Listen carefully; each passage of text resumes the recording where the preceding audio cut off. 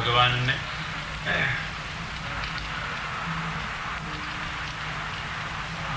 अपनी ही लीला के लिए अपने ही अनेक रूप प्रकट किए।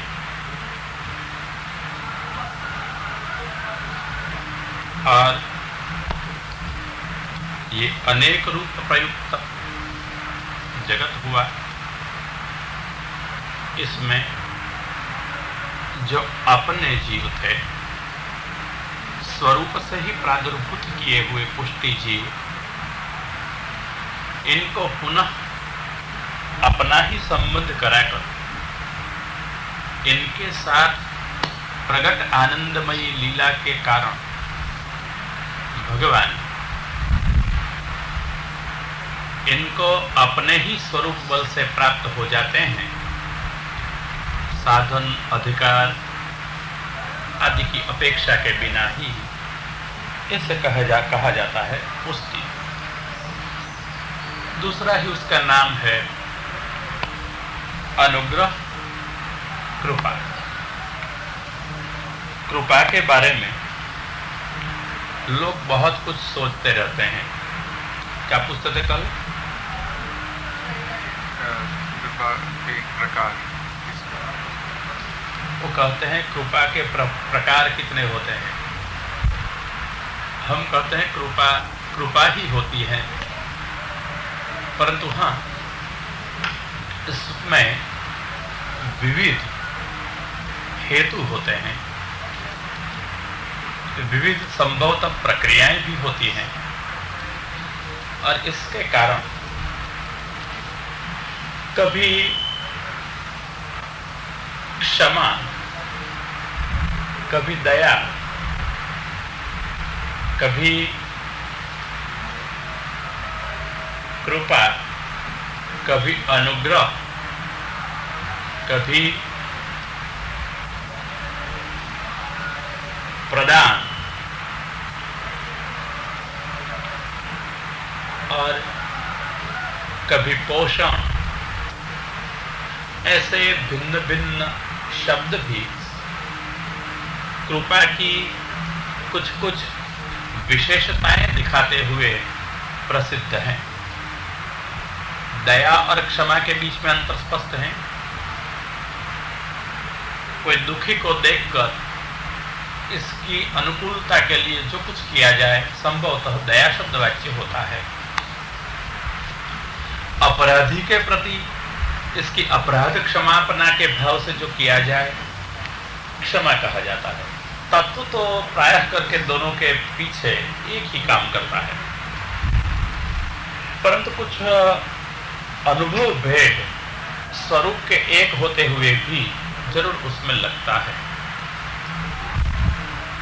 इसलिए जब कृपा हम सर्वसामान्य शब्द से सोचते हैं तो कृपु सामर्थ्य, ये धातुपात से भगवान जिसको अपना कुछ सामर्थ्य दे, ये सामर्थ्य देने की भगवान की प्रक्रिया, उसको कहते हैं कृपा। भगवान जीव को कुछ अपनी ओर से दे रहे हैं, सामर्थ्य दे रहे हैं, उसको भी कहा जाता है कृपा, प्रदान।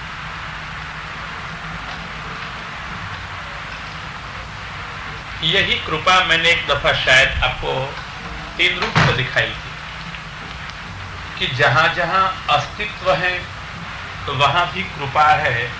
कृपा न हो तो किसी का अस्तित्व भी संभव नहीं है। भागवत का प्रमाण दिया था, याद है?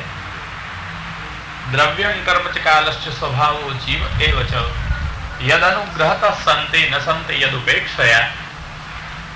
ये द्रव्य, कर्म, काल, स्वभाव, जीव अगर अस्तित्व में है तो भगवान के अनुग्रह से ही है। ये होती है प्रवाह में भी भगवान की कृपा। वैदिक साधन और फल ये भी सिद्ध होते हैं केवल भगवान की कृपा से। यह होती है मार्यादिक कृपा। और जहां भगवान स्वयं अपनी ही इच्छा से, जीव की इच्छा हो या न हो, अपन को प्राप्त करा देते हैं, ये होती है पुष्टि के अंदर की पुष्टि मार्गी अथवा कृपा। ये कृपा के भिन्न भिन्न स्वरूप हैं, परंतु इसमें भी कृपा के स्वरूप में कई वैलक्षण्य हैं। परंतु सबसे पहली एक सावधानी ये सब में बरतनी चाहिए कि कोई भगवान को और भगवान की कृपा को कोई नियमों के बंधन में बांध नहीं सकते। भगवान सर्वतंत्र स्वतंत्र हैं और सर्वसमर्थ हैं। ये जो चाहते हैं वो करते हैं, अपनी इच्छा के अनुसार ही सब करते हैं। भगवत इच्छा का नियामक और कोई हो नहीं सकता है। इसलिए जहां भगवत इच्छा होती है वहां भगवान अनुग्रह करते हैं। एक सर्वसामान्य नियम है। अमुक के ऊपर करे, अमुक के ऊपर न करे, कोई नियम बना नहीं सकते हैं। ये स्वतंत्र कृपा और स्वतंत्र भगवान। मिल गए भगवान, हाँ मिल भी जाते हैं। किसको मिले, क्यों मिले, कब मिले, कैसे मिले, कोई प्रश्न इनके सामने खड़ा नहीं हो सकता है। वो जैसे मिले बस मिल गए, सिद्धांत ये होता है। और ऐसी तरह से भगवान ने जिन लोगों पर कृपा की है, ये कृपा को देखकर समझकर इनके बारे में कुछ एक नक्शा सा निर्णय किया गया है कि इन मार्गों से इन लोगों के पे कृपा हुई थी।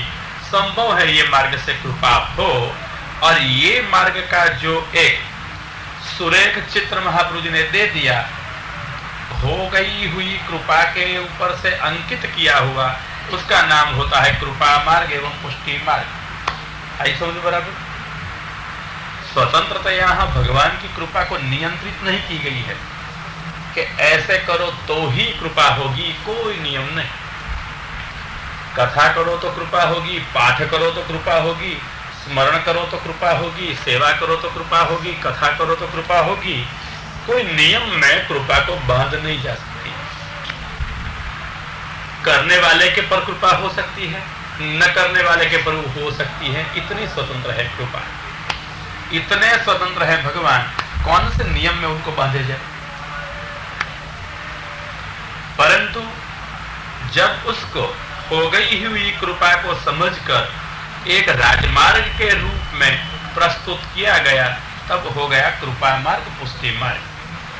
तब तक मैंने नाम दिया था पुष्टि मैदान। खेल कूद करें ठाकुर जी सबके साथ, नहीं तो फिर नियमित जब हो गए, जिस मार्गों से श्री गोपांगनाओं ने अपने प्रियतम को प्राप्त कर लिए, इन सारे मार्गों का संकलन करते हुए महाप्रभु जी ने जो प्रदान किया, सुरेख मार्गदर्शन कराया, ये होता है पुष्टि मार्ग एवं कृपा मार्ग। अब कोई ऐसा भी कहते हैं, वाक्य ऐसे भी हैं, भगवान जब कृपा करते हैं तब एक दफा मैंने दिखाया था आपको बलि राजा के प्रसंग से कि जिसके ऊपर कृपा करे इसका सारा धन ले ले। बलि राजा का सर्वस्व भगवान ने ले लिया। तो अम्बरीश के तो राजा था, फिर भी उसके सब कुछ। हाँ, इसलिए दिखाता हूं मैं आपको कि कृपा के क्या वैलक्षण्य होते हैं। ये पूछते हैं अम्बरीश का क्या, अम्बरीश को तो दिया हुआ था, उसके पर भी कृपा तो थी। हाँ, ये सब प्रकार हैं। इसलिए ये वैलक्षण्य क्या होता है, कब, ये दिखाने का एक प्रयत्न कर रहा हूं कि सामान्य तौर पे वामन ने जरूर ब्रह्मा जी से कहा, ब्रह्मन यम अनुग्रहुणामि तस्य धनम हराम्यहम शनैः। हे ब्रह्मा, जिसके ऊपर मैं कृपा करता हूं उसका धन मैं क्रमशः ले लेता हूं। तो भगवान धन ले लें, भगवान अपनी लौकिक सारी अनुकूलताएं ले लें, क्या हो गया ये कृपा। तो प्रायः करके लोग मानते हैं ये घर है, ये वर है, ये मोटर है, ये बंगला है, ये उद्योग है, दुकान है, कारखाने हैं, हम स्वस्थ हैं, हमारी परंपरा कुटुंब की ठीक चल रही है, भगवान की सब कृपा है। संभव है ये प्रावाहिक कृपा हो, कर्म का फल भी वो हो, भगवान ने दिया हुआ, कहो कृपा, क्योंकि इसके सिवा तो कोई बनता नहीं है। परंतु एक और भगवान ये भी कहते हैं कि मैं कृपा करता हूं, धन ले लेता हूं। किसके ऊपर भगवान कृपा करे तब ले ले सब? ये कृपा का स्वरूप है। जो अपना भक्त है और जिस भक्त की मानसिक परिस्थिति व अधिकार ऐसा ही हो कि अमुक परिस्थिति में ही वो भजन कर सकता हो, संभव है भगवान इसके पास में जो कुछ है वो ले ले, और ले करके चित्त अपने में लगा दे। जैसे बलि से ले लिया और कहा मैं कृपा करता हूं, लौकिक ले लेता हूं। और महाप्रभु जी ने ठीक मैं समझता हूं यही सिद्धांत रखा है। इसलिए मुक्तावली ग्रंथ में, सिद्धांत मुक्तावली में आप कहते हैं लोकार्थ चेत भजेत कृष्णम क्लिष्टो भवति सर्वथा। अगर आप लोकार्थी हैं, लौकिक लालसा से कृष्ण की सेवा करते हो, तो महाप्रभु जरूर कहते हैं आपको क्लेश मिलेगा, सर्वथा क्लिष्ट हो जाओगे। महाप्रभु की इच्छा ऐसे नहीं है कि टोले के टोले जम जाए, ऐसे आसान रास्ते दिखाए जाए कि आते रहो टोले जमाते रहो। ये इच्छा महाप्रभु की नहीं है। यहां तो स्पष्ट अधिकार मर्यादा है। अगर आप दैवी जीव हो तो आपके लिए पुष्टि मार्ग है, अगर नहीं आओगे तो चिंता नहीं, महाप्रभु का पुष्टि मार्ग बंद हो जाए इसी महाप्रभु को।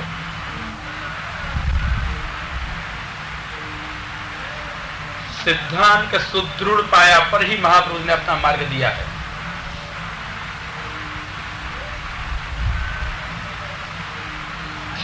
इसलिए यह स्फुट स्पष्टता है शिवल्लभाचार्यों की। लोकार्थ चेत भजेत कृष्णम क्लिष्टो भवति सर्वथा। अगर किसी को टोले ही जमाने होते तो ये शब्द नहीं बोलते हैं। अगर आप लौकिक लालसा वाले हो, हमारे कृष्ण की आप सेवा करोगे, भजन करोगे, क्लेश पाओगे, सर्वथा क्लेश मिलेगा। फिर भी कहते हैं कि क्लिष्टो चेत भजेत कृष्णम लोको नश्यति सर्वथा। अगर क्लिष्ट हो गया हुआ भी भगवान की सेवा करता रहेगा, भजता रहेगा हमारे कृष्ण को, लोको नश्यति सर्वथा, लोक नष्ट हो जाएगा। परंतु कभी महाप्रभु नहीं कहते हैं आपको हमारे कृष्ण लौकिक देंगे। महाप्रभु ने यह मुख्य सिद्धांत दिखा दिया है। परंतु ये सब मार्गदर्शन है। भगवान चाहे तो विपरीत कर सकते हैं। सिद्धांतों की परिस्थिति ये होती है पुष्टि मार्ग में कि भगवान ही सर्वथा मुख्य है, परंतु सारे सिद्धांत जो घटी हुई घटनाएं, शास्त्र की प्रमाण मर्यादाएं, इनके ऊपर आधारित ये मार्ग बनाया जाता है। एक रूपरेखा हो जाती है बस। सर्वथा इसमें ही भगवान डटे रहे, उसके ही अनुसार भगवान चले, सर्वथा असंभव होता है। इसलिए महाप्रभु ने दिखाया भाई आप कोई भी हो, अगर हमारे पुष्टि मार्ग में आए हो, कृष्ण की सेवा करते हो, परंतु जो लोकार्थी हो, महाप्रभु जी कहते हैं हम नहीं कहेंगे हमारे कृष्ण आपकी इच्छाएं पूरी कर देंगे। नहीं तो भागवत में स्थल स्थल पे वर्णन है। स्वयं महाप्रभु भी सुबोधिनी में कहते हैं कि भगवान आप चाहे वो देते भी हैं, कभी समर्थ हैं दे भी और न भी दे, मर्जी इसकी होती है। परंतु जब तक हमारे पुष्टि मार्ग के कृष्ण की आप कथा सुनने चाहते हो, हमारे पुष्टि मार्ग के कृष्ण को पहचानने चाहते हो, तो बहुत स्पष्ट है लौकिक लालसा हमारे कृष्ण पूरी नहीं करेंगे। लोकार्थी होंगे, कृष्ण को भजेंगे, क्लिष्ट हो जाओगे। नहीं तो टोले ही जमाने होते तो महाप्रभु जी कहते जो कुछ करना है वो करो और हमारे कृष्ण को भजो, आपकी सारी इच्छाएं पूरी हो जाएगी। जैसे कल्पतरु के नीचे कोई व्यक्ति आ जाए, कल्पतरु के नीचे कौन सी अपेक्षा उसकी पूरी नहीं होती है? तो क्या कृष्ण कल्पतरु नहीं है हमारा? कल्पतरु से अधिकतर है कृष्ण। ये क्यों सब इच्छा पूरी न कर दें? परंतु महाप्रभु ऐसा नहीं कहेंगे, नहीं कहेंगे आओ मेरे कृष्ण के पास, सब इच्छा पूरी कर देंगे। यद्यपि भागवत में जरूर कहा है, सुखदेव जी ने कहा है, सिद्धांत के रूप में कहा है, अकाम स्वर कामो वा मोक्ष काम उदारधि तीव्रेण भक्ति योगेन भजेत पुरुषम परम। कोई कामना रहित जीव हो, सब कामनाओं वाला हो, अथवा मोक्ष की इच्छा वाला हो, अथवा स्वतंत्र उदार बुद्धि वाला हो, जिसको कुछ न चाहिए, केवल कृष्ण ही चाहिए, आओ ये सब मिलके कृष्ण को तीव्र भक्ति से भजो, सेवा करो। और इससे आप फल प्राप्त करोगे, क्योंकि और देवता के द्वारा भी जो फल पाए जाते हैं इन भक्तों के लिए, ये सब भी फल देने का अधिकार और फल दोनों देवताओं को अगर किसने दिया हो तो भगवान कृष्ण ने ही दिए हुए हैं, और कृष्ण ने दिए हुए ही फल और देवता देवी दे रहे हैं अपने भक्तों को, कोई स्वतंत्र नहीं देगा। गीता में इसलिए कहते हैं मयैव विहितान हितान, मेरे दिए हुए ही फल, मेरे कहे हुए ही फल ये देवता लोग देंगे। तो कृष्ण सब कुछ देंगे ये सुखदेव जी सिद्धांत कहते हैं, परंतु ये कृष्ण सर्वत्र व्रज का ही कृष्ण कहाँ है? कृष्ण तो व्यापी वैकुंठ में भी कल मैंने दिखाया था है चार भुज के रूप में। कृष्ण तो मथुरा में भी है और कृष्ण तो द्वारिका में भी है। हमारे लिए वंदनीय होते हैं ये वैकुंठ के कृष्ण, मथुरा के कृष्ण, द्वारिका के कृष्ण, गीता के कृष्ण, सब वंदनीय हैं, परंतु भजनीय एवं जो सेवनीय है तो भजनीयो व्रजाधिपः, ये वल्लभाचार्य जी का वही लक्षण है। आपके लिए सेवा करने का योग्य कोई कृष्ण हो तो ये हमारा व्रज का कृष्ण है, भजनीयो व्रजाधिपः। ये समझ लेना महाप्रभु जी के स्वारस्य को। तो व्रज के कृष्ण की सेवा जो गोपांगना ने की है, अपने प्रेम से रीत प्रकट की है या हो गई है, यही वल्लभाचार्य जी ने कहा है पुष्टि मार्ग अथवा पुष्टि भक्ति मार्ग। तो जो गोपांगना ने कृष्ण की सेवा की प्रीति से की है, मैं पूछता हूं कृष्ण से कौन सा फल इन लोग को चाहिए था? गोपीजन को कृष्ण की सेवा करके क्या फल की अपेक्षा थी? उनको लड़के चाहिए, लड़कियां चाहिए, कुटुंब की सानुकूलता चाहिए। गोपीजन को क्या अपेक्षा थी कृष्ण की सेवा करके? क्यों करती थी वो कृष्ण की सेवा? क्या कारण था? क्यों करती थी जी? बस, और कोई कारण नहीं था, प्रेम था, और प्रेम के कारण स्वाभाविक सेवा हो रही थी। यह है गोपीजन का मार्ग, प्रेम के कारण स्वाभाविक सेवा हो रही थी। तो गोपीजन ने कृष्ण की सेवा करके हमारी गायें जीती रहे, हमारा दही दूध अधिक मिलता रहे, ऐसी कोई लौकिक अपेक्षा की थी? अथवा गोपीजन ने हमारा कल्याण हो ऐसी कामना की थी? अथवा हम कृष्ण की सेवा करेंगे तो हमको कैवल्य एवं मोक्ष मिल जाएगा, ऐसी कामना की थी गोपी ने? तो गोपी ने कितनी कामना की है? क्यों सेवा करती थी गोपीजन कृष्ण की? क्यों करती थी? हाँ? क्या प्रेम था इसलिए करती थी, पर हेतु क्या था? ये तो कारण कहा आपने कि भाई प्रेम का कारण था, प्रेम से, प्रेम के कारण सेवा कर रही थी, पर तो सेवा का प्रयोजन क्या था? हाँ? बस एक ही कारण, हमारा कृष्ण को सुख हो, हमारा कृष्ण प्रसन्न हो। यही कारण है, प्रेम हेतु हो रही सेवा केवल कृष्ण की प्रसन्नता के लिए है। यह है वल्लभाचार्य जी का सिद्धांत कि आप कृष्ण की प्रसन्नता के लिए सेवा करो, फल की अपेक्षा से नहीं। अगर आप फल की अपेक्षा से करोगे, महाप्रभु ने कहा क्लिष्टो भवति सर्वथा। गोपीजन ने यश के लिए सेवा की थी, न मोक्ष के लिए, न इस लोक के सुख के लिए, न परलोक के सुख के लिए। इसलिए महाप्रभु ने चेतावनी दे दी, क्लिष्ट हो जाओगे। अगर फिर भी आप हमारे कृष्ण को नहीं छोड़ोगे, भजते ही रहोगे, तो लोको नश्यति सर्वथा, हमारे कृष्ण आपको लौकिक नहीं देंगे। तो ये एक सर्वसामान्य दिग्दर्शन करा दिया। क्यों? ये गोपीजन का मार्ग है, अथवा ये गोपीजन वल्लभ का मार्ग है, ये प्रेम का मार्ग है, इसलिए ये स्वरूप दर्शन करा दिया। ये कृपा होती है भगवान की, कि भगवान इसलिए अपने भक्त को जब समृद्धि देना नहीं चाहते हैं अथवा उसका सर्वस्व लेकर अंगीकार करना चाहते हैं, तो बलि की तरह भक्त के पास से सर्वस्व ले भी लेते हैं। और तो हमेशा ऐसा नियम कैसे बने कि ले ही लें? बना सकते हैं। पुरुषोत्तम दास से 84 में देखो करोड़पति थे, काशी सेवा तो कर रहे थे, पुष्टि मार्गी थे, कहां भगवान ने ले लिया उसका? तो भगवान नहीं भी लेते हैं।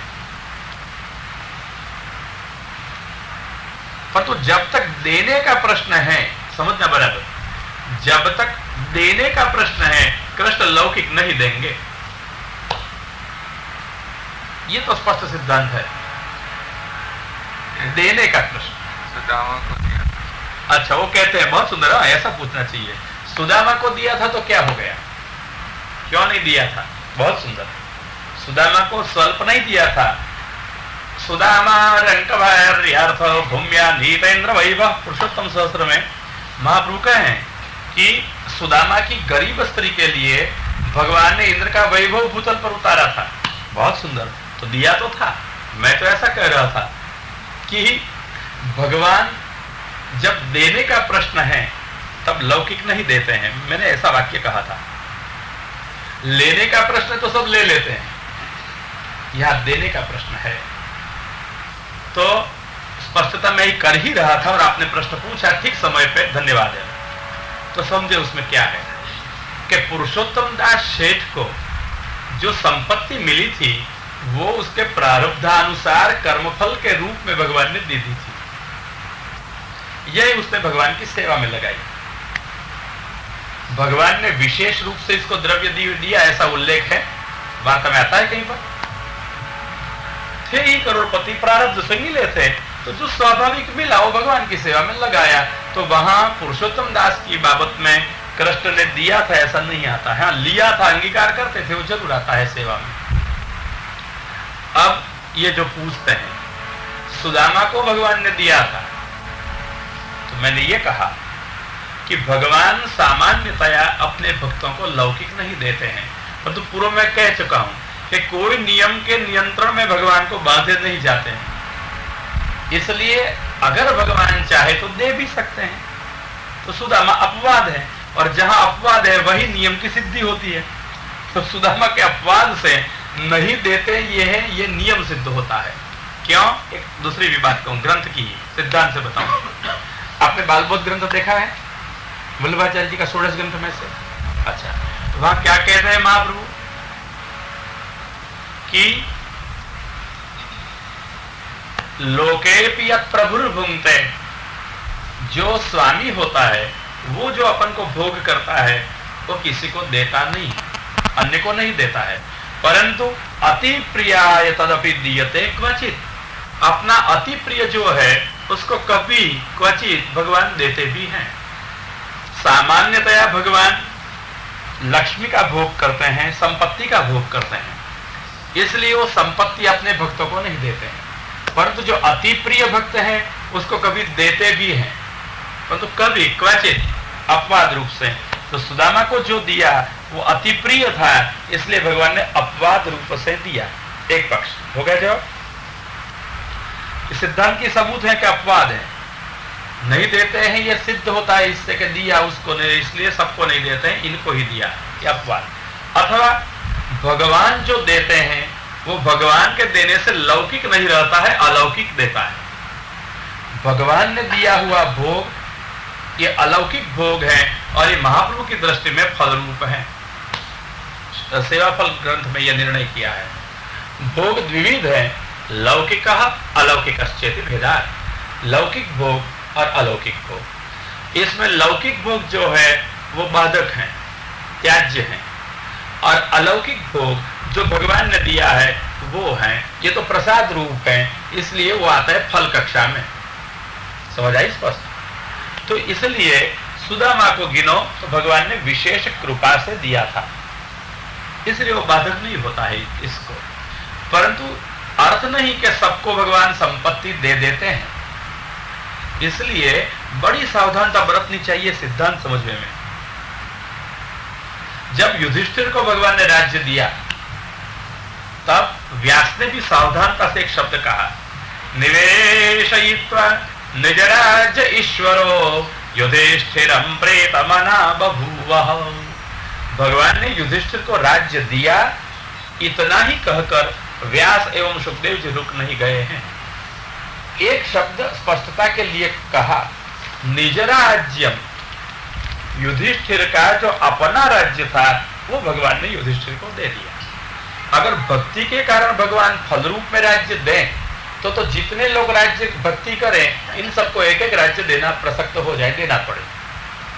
ये आपत्ति अपनी और भक्त की न हो जाए, इसलिए स्पष्टता रखी कि युधिष्ठिर को भक्त थे इसलिए राज्य केवल नहीं दिया है, परंतु निज राज्यम। युधिष्ठिर का पितृपैता मही का राज्य था, बाप दादों के पुरखों से चलाया हुआ उसका राज्य था, अधिकार था, इसलिए भगवान ने उसको राज्य दे दिया। परंतु कैसे भी दिया तो भगवान ने ना, इसलिए अलौकिक भोग हो जाता है। प्रारब्धानुकूल भगवान ने नहीं दिया है, अपनी विशेष कृपा से, अपने सामर्थ्य से भगवान ने दिया है, इसलिए भगवान ने दिया है। प्रारब्ध ने जो दिया है वो लौकिक भोग है, और प्रारब्ध में न होते हुए भी भगवान ने जो दिया है वो कैसा हो गया, या लौकिक भोग हो जाता है। इसलिए वो सुदामा कौन सी कक्षा में आएगा, भगवत दत्त भोग है, इसलिए उसको बाधक नहीं है। प्रारब्ध जन्य भोग नहीं है इसके, भगवत दत्त है। इसलिए सर्वसामान्य नियम यह है कि भगवान भोग देते नहीं है, भगवान भोग ले लेते हैं। ऐसे भी देखो ना, हम लोग भगवान को जो सामग्री आदि धरे तो उसको क्या कहते हैं, सामग्री धरे उसको क्या कहें, देता भोग। तो हम भगवान को भोग धरते हैं, तो भगवान भक्त के पास से भोग ले लेते हैं और वापस क्या लौटाते हैं, हाँ प्रसाद देते हैं। ख्याल रखना, भगवान भोग ले लेते हैं और प्रसाद दे देते हैं। तो भोग भगवान के लिए और प्रसाद भक्त के लिए पुष्टि की मर्यादा है, स्थिति है। इसलिए भगवान भोग नहीं देंगे। होगी एक सिद्धांत। तो कृपा जब भगवान करते हैं तब सर्वसामान्य रूप से एक भगवान कहते हैं जिस भक्त को जरूर हो ऐसे भक्तों के पास से मैं द्रव्य वापस ले लेता हूं। चाहिए कृपा, चाहिए तो सोचना ये कृपा होती है, द्रव्य ले। हम द्रव्य के लिए रात दिवस प्रयत्न करने वाले और भगवान द्रव्य ले ले तो हमारे प्रयत्न सब निकम्मे हो जाए, अच्छा लगे। हमको तो ऐसा भगवान चाहिए जो हमारे प्रयत्न के बिना भी देता चले। तो ये भगवान अच्छा लगे, ये ले लेने वाला भगवान कैसा लगे जरा। क्या अच्छा, बेबी बहन कहती है कि भोग लेते हैं तो प्रसाद तो भगवान वापस देते हैं। ठीक है, तो देते हैं इसलिए हम देते हैं।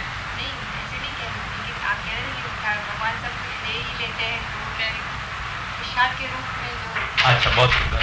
तो भगवान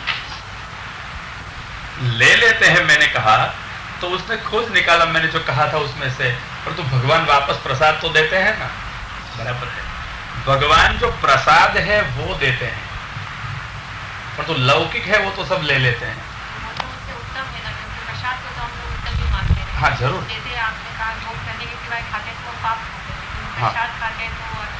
हाँ बहुत धन्यवाद है कि जो भगवान ले लेते हैं तो आप उसका कहना ऐसा है कि भगवान ले लेते हैं तो अच्छा हुआ कि लौकिक ले लिया।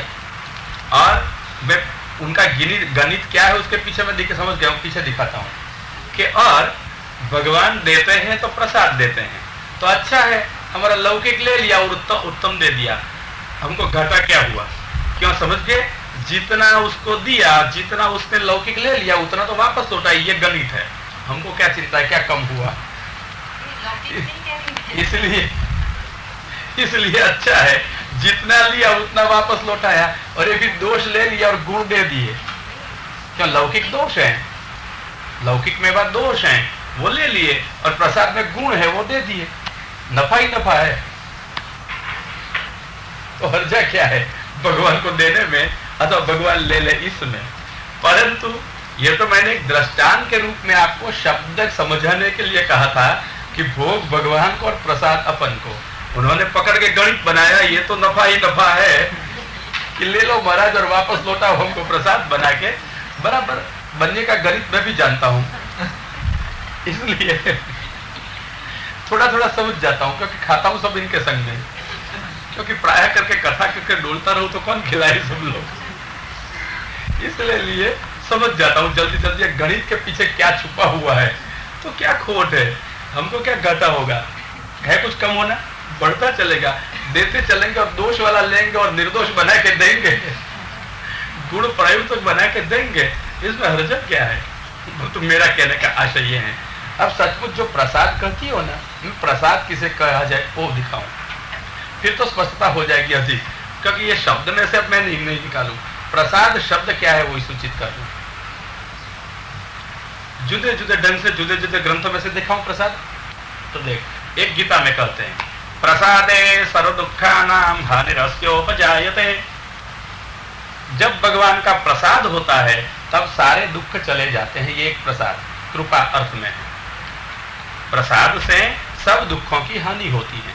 जो प्राणी मात्र चाहते हैं अपने दुखों को दूर करने के लिए, सुख को प्राप्त करने के लिए, तो सबसे पहली प्रसाद की ये व्याख्या दुख निवृत्ति गीताकार ने की। वल्लभाचार्य जी ने दशम स्कंद सुबोधनी जी में नलकूर मणिग्रीव उद्धार एवं यमला रचनोद्धार प्रकरण में कथा में प्रसाद की व्याख्या की है। स्मृति स्यान मत प्रसादेन तत्रापि मदनुग्रहात्, ये श्लोक की टीका। यहाँ प्रसाद शब्द आया ना, स्मृति स्यात् मत प्रसादेन, वहां प्रसाद मतलब कोई वस्तु लेकर नहीं देते थे, परंतु वहां महाप्रभु कहते हैं प्रसाद है स्वधर्माविर्भाव प्रसाद। जहां समर्थ व्यक्ति अपने धर्म का आविर्भाव कर दें, बस उसको कहा जाता है प्रसाद। समर्थ भगवान अपना धर्म प्रसन्नता, आनंदमयता, रसरूपता आदि का ईश्वरी आदि धर्म जहां प्रकट कर देते हैं, तो भगवत धर्मों का आविर्भाव ये होता है प्रसाद। स्वधर्म आविर्भाव ये प्रसाद। आविर्भाव तो समझे ना, कल कहा था ना ब्रह्मवाद में आविर्भाव और तिरोभाव। तो वर्तमान वस्तु की अनुभव योग्यता आविर्भाव है और वर्तमान वस्तु की अनुभव अयोग्यता तिरोभाव है। तो यहाँ भगवान अपने गुणों का आविर्भाव करें, स्वधर्म आविर्भाव करें, ये प्रसाद होता है। ये दूसरा लक्षण है प्रसाद का। अब एक भक्त के द्वारा प्रसाद को सुने, क्या प्रसाद है। ये वृत्रासुर ने कहा श्रीमद् भागवत के 6ठ स्कंद के 11वें अध्याय में, उन्हें दिखाया कि भगवान का प्रसाद क्या है। तो कहता है, इंद्र को सुनाता है लड़ाई में मरते मरते और मारते मारते भी वो शास्त्र की चर्चा कैसे करते होंगे लोग। वृत्रासुर को इंद्र मारने को तैयार हो गया है और इंद्र को निगल जाने के लिए वृत्रासुर ने मुंह फाड़ दिया है। इसी ही वक्त वज्र उठाया इंद्र ने और वज्र में साक्षात भगवान के दर्शन हो गए वृत्रासुर को। वृत्रासुर ने भगवान के दर्शन करते हुए इंद्र से पहले कुछ कहा और फिर से भगवान से भी बात की। तो इनमें से जो इंद्र को कह रहा है कुछ, वृत्रासुर एक जीवन मंगल संदेश दे रहा है। कह रहा है, इंद्र आज मैं तुझसे हार गया, मेरे हाथ पैर काट दिए गए, मैं रण में सो रहा हूं, मेरे सारे उद्यम प्रयत्न निष्फल हो गए। लोग को लगेगा मेरा जीवन निष्फल गया, परंतु मैं कहता हूं आज मैं सफल हो रहा हूं। आज मैंने भगवान का प्रसाद पाया। जानते हो इंद्र, प्रसाद किसे कहा जाए। दो शत्रु लड़ रहे हैं रण के मैदान में और यहां चर्चा करते हैं भगवान के प्रसाद की। लड्डू बुठौर का प्रसाद होगा ना, ये चर्चा करते हैं। इंद्र जानता है किसे कहा जाए भगवान का प्रसाद। और इंद्र को वृत्रासुर सिखा रहा है, जो विजयी हो रहा है इसको हारने वाला सिखा रहा है, दिखा रहा है कि हारते हुए भी मैं रोता नहीं, मरते हुए भी मैं मुझाता नहीं। इंद्र भगवान का ये प्रसाद है। क्यों? त्रैवर्गिकाया सविघातमस्मात् पतेर्विधत्ते पुरुषस्य शक्र ततोनुमेयो भगवत् प्रसादो यो दुर्लभो किंचन गोचरोन्ययी। इंद्र, ये प्रसाद अनुमान का विषय है। निश्चित रूप से कहना तो बहुत कठिन है, परंतु तू अनुमान करके देख, मेरे पर भगवान का प्रसाद है।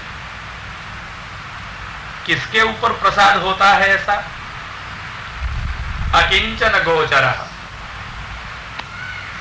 जिसका जीवन में या दुनिया में कोई नहीं और कुछ नहीं, केवल कृष्ण ही जिसका सर्वस्व है, इसके लिए होता है ये प्रसाद। समझ गए? किसको प्रसाद होता है? अकिंचन गोचर। ये कुटुंब मेरा है, ये मिलकत मेरी है, ये शरीर मेरा है, ये वैभव मेरा है, ये विलास मेरे हैं, ये मेरे करने वाला, उसमें प्रसाद नहीं दिखाई देता। प्रसाद किसमें है? अकिंचन गोचरः, मेरा कुछ नहीं और मेरा कोई नहीं, वस्तु और व्यक्ति कोई मेरी नहीं, ये भावना जब मन में पनपे अनुभव से, तब होता है प्रसाद एवं कृपा। परंतु मेरा कोई नहीं और मेरा कुछ नहीं, ये भावना जब मन में पनपती है, उद्गम प्राप्त करके जब विकसित होने लगती है, तब कहीं न कहीं मानव अपना मन का कोई आधार खोज निकालने को चाहता है, ललायित हो जाता है। दुनिया में कोई हमारा हो, कोई हमारी सुने। मैं कहता हूं ये एक गर्त होता है, खड्डा होता है, जहां मेरा कोई नहीं, मैं दुखी हूं, मेरे सुनने वाला कोई नहीं, मेरी मदद करने वाला कोई नहीं, ये भावना जब मन में आई, तब ये ऊंचे नहीं उठाएगी, ये खड्डा में गिरा देगी। ध्यान रखो, ये अकिंचन गोचर का अर्थ क्या है?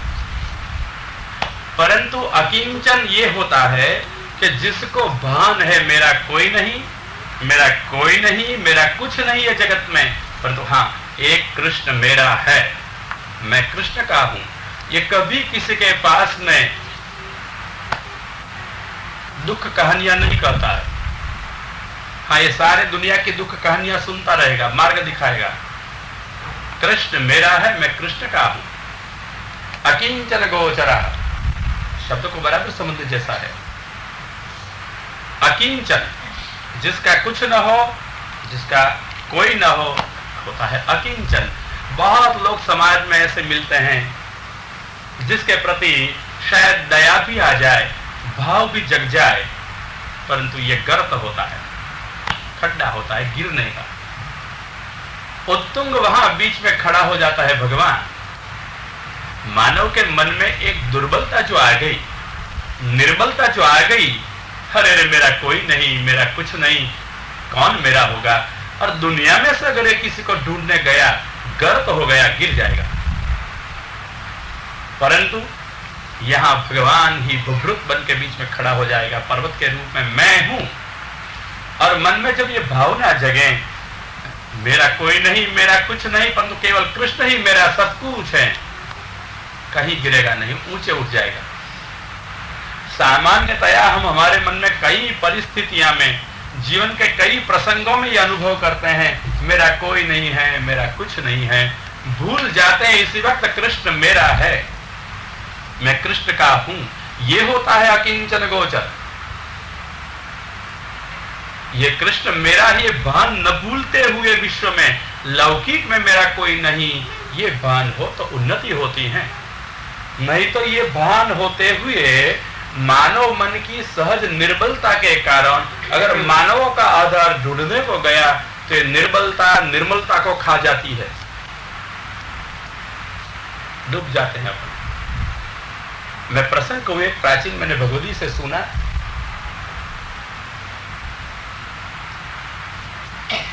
कि एक वृद्ध मैया थी, ठाकुर जी की सेवा बहुत प्रेम से अपने घर में करती थी। सानुभव था ठाकुर जी का, उसको बोलते थे, मांग के लेते थे। श्री गोसाई जी विराजते थे इनके घर में, गुप्त रूप से सेवा हो रही थी, जाहिर रूप से नहीं। सबके लिए सेवा नहीं होती है, जिसके लिए ठाकुर जी हैं इसके लिए ही सेवा होती है, इसके लिए ही ठाकुर जी होते हैं। हाँ, अपने अपने स्नेहितन अगर आ जाए, कोई भगवदीय हो, दर्शन की कामना हो तो करावे, इसमें सैद्धांतिक विरोध नहीं आता है, परंतु सेवा तो अपने लिए होती है। अपने शरीर से, अपने धन से, अपने ठाकुर जी की सेवा करे, ये सिद्धांत होता है। मैया ऐसे ही सेवा कर रही थी। उसका एक लड़का, वो भी बड़ा भगवदीय था। लड़का ने चाहा था, बड़ा हुआ, माँ ने चाहा उसको शादीशुदा कर दे। लड़का ने कहा, मैया मेरा ब्याह अगर करोगी ना तो द्रव्य ठाकुर जी का खर्च हो जाएगा, इसलिए मैं नहीं करूं। तो ऐसा भगवदीय था कि जो भगवान के लिए, भगवान के सुख के लिए सोचता है। ऐसा लड़का एक दफा कोई कार्यवशात बाहर गया, मैया घर में सेवा कर रही थी। सब्जी सिद्ध करते करते मन में विचार आया, लड़का बाहर गया, इसके बदल आज घर में होता कितना अच्छा होता। ठाकुर जी को विलंब न होता है, वो सब्जी सिद्ध कर देता, मैं सामग्री अंदर से कर देती, छौंक देती, सब्जी तुरंत आए तो फिर देर न लगती, ठाकुर जी को भोग धरवे। बस इतना ही विचार आया, भगवत सुखार्थ विचार आया, और कोई अपेक्षा तो न थी। मां ने सामग्री सारी सिद्ध की, तो विचार आते हैं, चलते हैं, ऐसा कुछ हो गया मन में।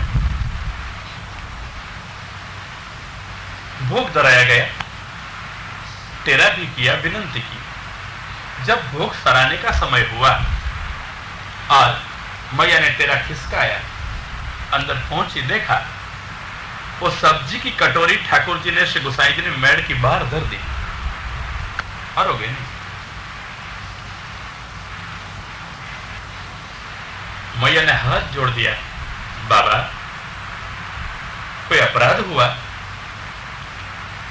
सब्जी छू गई, क्यों नहीं हरोगे?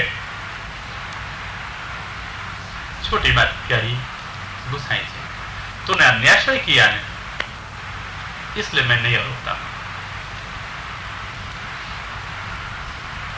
कौन सा अन्याय महाराज, समझ में नहीं आया। तेरे को मन में आया ना कि लड़का होता तो सब्जी झट, सामग्री झट सिद्ध हो जाती, लड़का होता तो अच्छा होता है। अरे तू क्या खोटी थी, क्यों इतना विचार है कि लड़का होता तो अच्छा होता, जल्दी सामग्री होती। भैया ये लड़का का तूने आधार रखा ना, लड़का की अपेक्षा की ना, लड़का की आशा रखी ना, ये अन्य की आशा रखना भी अन्याश्रय है। अन्य देव देवियों के पास में दौड़ना तो अन्याश्रय है, परंतु अन्य की कोई आशा रखनी वो भी होती है अन्याश्रय की ही एक कथा। नहीं करोगी, इसलिए इतनी सूक्ष्मता होती है। माँ जी के मन में भी पुत्र के आधार की बात आ गई, अन्य से दोष लग गया। पुत्र के रूप में आधार चाहना, सेवा के लिए भी चाहना की, तो सेवा के लिए भी अन्य की आशा रखना अन्याय, ये सिद्धांत है इसमें। तो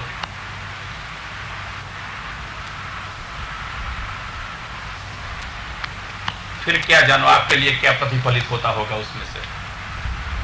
और ये जो सारे सिद्धांत कहे जाते हैं, वो सिद्धांत कोई प्रसंग के आधार पर नहीं कहे जाते हैं, ये सिद्धांत कोई परिस्थिति के आधार पर नहीं कहे जाते हैं, ये सिद्धांत किसी की सलाह पे नहीं कहे जाते हैं।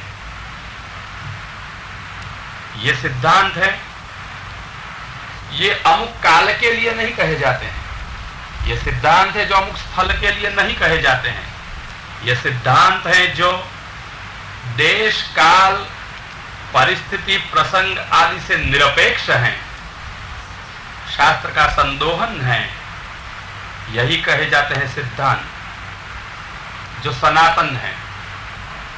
कोई फेरफार, कोई परिवर्तन सिद्धांतों में शक्य नहीं है। आप सिद्धांतों से जो कुछ गठजोड़ी करनी हो, उसमें कुछ बात छोड़ करनी हो, आप समझ लो अपने आप। सिद्धांत तो यही रहते हैं, कोई परिवर्तन उसमें शक्य नहीं होता है, क्योंकि ये शास्त्रों की सुदृढ़ नींव पे महापुरुष ने अपना मार्ग रखा है। कोई व्यक्ति की परिस्थिति, प्रसंग, देश, काल आदि की मर्यादा सोच के महापुरुष ने सिद्धांत नहीं बनाए हैं। महापुरुष ने सिद्धांत कहे हैं यही भक्तों के जीवन से, यही भक्ति मार्ग की मर्यादाओं से, यही वेद, गीता, ब्रह्मसूत्र और भागवत के दोहन से। इसलिए जब जब सिद्धांत कहा जाता है तब ये सबसे निरपेक्ष सिद्धांत होते हैं। और हम कल्याण चाहते हैं तो जिस मार्ग के सिद्धांत होते हैं, इस मार्ग के सिद्धांतों के राह से हमको चलना ही होगा, और कोई नए सिद्धांत नहीं आएंगे।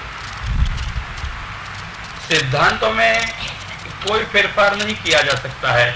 ये हमारे सिद्धांत होते तो परिस्थिति के प्रमाण हम जीवन में बदल देते हैं कि ये तो संप्रदाय के सिद्धांत हैं, सनातन सिद्धांत हैं। इसलिए ये सार्वकालिक होते हैं, सार्वदेशिक होते हैं, सर्व के लिए, सब काल में और सब फल में सिद्धांत ये है। हाँ, फिर भगवान अपनी स्वतंत्रता से कोई फेरफार कर दें, परिवर्तन कर दें, तो भगवान समर्थ हैं, हाथ जोड़ देते हैं, उसको कुछ बोल सकते हैं। वो जो करे उनके लिए सिद्धांत हो जाता है, किंतु संप्रदाय का सिद्धांत जो है वो ही रहता है।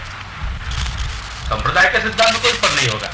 भगवान जो करे हम चला लेंगे, स्वीकार कर लेंगे, बराबर है महाराज, आप कर रहे हो, समर्थ हो, हमारे हो, तो आपको नमस्कार है। आप जो करो आपके लिए सिद्धांत ही सिद्धांत, उसका नाम स्वतंत्र पुष्टि है आपकी। परंतु संप्रदाय जब तक हैं तब तक तो यही सिद्धांत हैं जो कहे गए, और यही सिद्धांत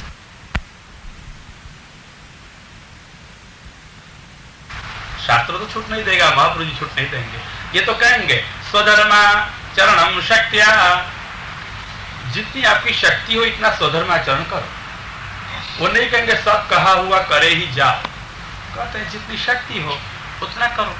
परंतु हाँ, कहा है उतने में से जो शक्य है वो करो, परंतु आपको जो करना है वो करो, ऐसी छूट तो नहीं देंगे।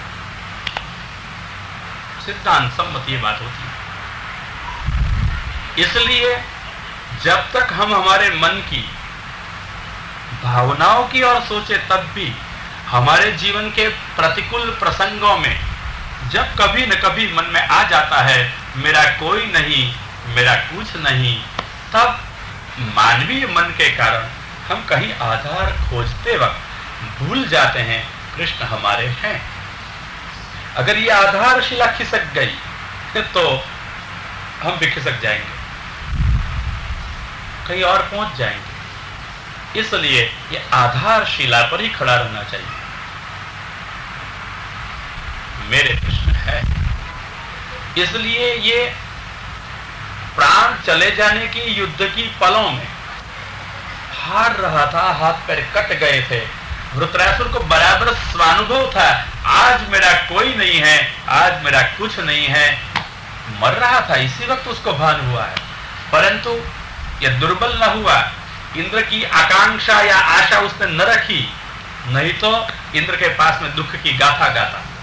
वृत्रासुर ने मरते भी इंद्र को अपनी व्यथा नहीं की, अपनी प्रथा की, अपने भगवान की गौरव गाथा बताई, क्योंकि वो समझता था मेरा कोई नहीं है दुनिया में, मेरा कोई नहीं है, कुछ नहीं है दुनिया में, परंतु यही दुनिया है जहां सब कुछ मेरा है, मेरा भगवान, मेरा कृष्ण। इसलिए जिसको कृष्ण अपना है ये भावना है, और कुछ लौकिक मेरा नहीं ये भावना है। ये कि हाँ हो सकता है अकिंचन। अकिंचन शब्द के दो ढंग से अर्थ करें। अकिंचन, आपको समास आता है? समास नहीं पढ़े, भूल गए होंगे, पढ़े होंगे तो आता है आपको? अच्छा, आप सबको आता है? अब बहुत सुंदर। और किंचन, दो शब्द से बनता है नए समास, ठीक है ना।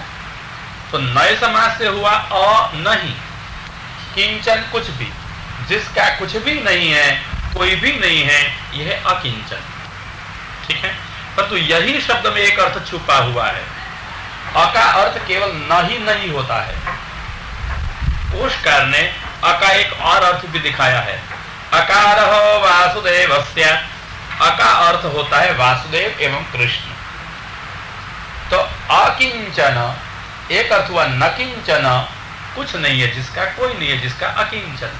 और दूसरा अ का अर्थ है जब कृष्ण, तब कृष्ण ही जिसका सब कुछ है, वो है अकिंचन।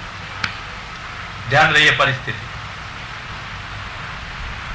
अगर कुछ नहीं कोई नहीं आ गया तो गर्त में गिर जाएंगे, अगर कृष्ण ही मेरा है तो उन्नति हो जाएगी, जीवन की ऊंचे उठे जाओगे।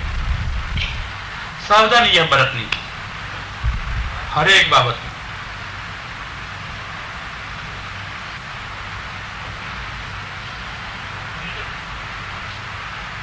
इसलिए वृत्रासुर आगे कहता है, अगर ये प्रसाद भगवान का समझना हो, अगर ये कृपा क्या होती है अनुभव जीवन में करना हो, तो सब लोगों को ये प्रसाद का, कृपा का अनुभव होता ही नहीं है, ये विषय ही नहीं है उनका। किन लोगों का विषय होती है कृपा?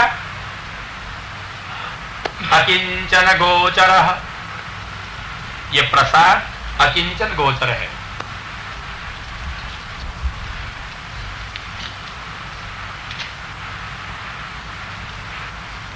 कृष्ण ही मेरा है और कुछ लौकिक में मेरा नहीं, कोई मेरा नहीं, समझते हैं, अनुभवते हैं, इन लोग के लिए होता है ये प्रसाद। अकिंचन गोचर। दूसरा अर्थ करें, अगोचर अन्यैहि, अन्यैहि, और जो लोग हैं जिसको लगता है कि ये सब मेरे हैं, मेरे अनुकूल हैं, मेरी सुन रहे हैं, मेरे को मदद कर रहे हैं, ये जब लगने लग गया तब हम आ गए अन्य में। अन्य लोग जो वस्तु के व्यक्ति ऊपर अपना आधार रखते हैं, आशा रखते हैं, ऐसे लोग को ये प्रसाद का परिज्ञान होता ही नहीं है। ये लोग प्रसाद के विषय बन नहीं सकते हैं।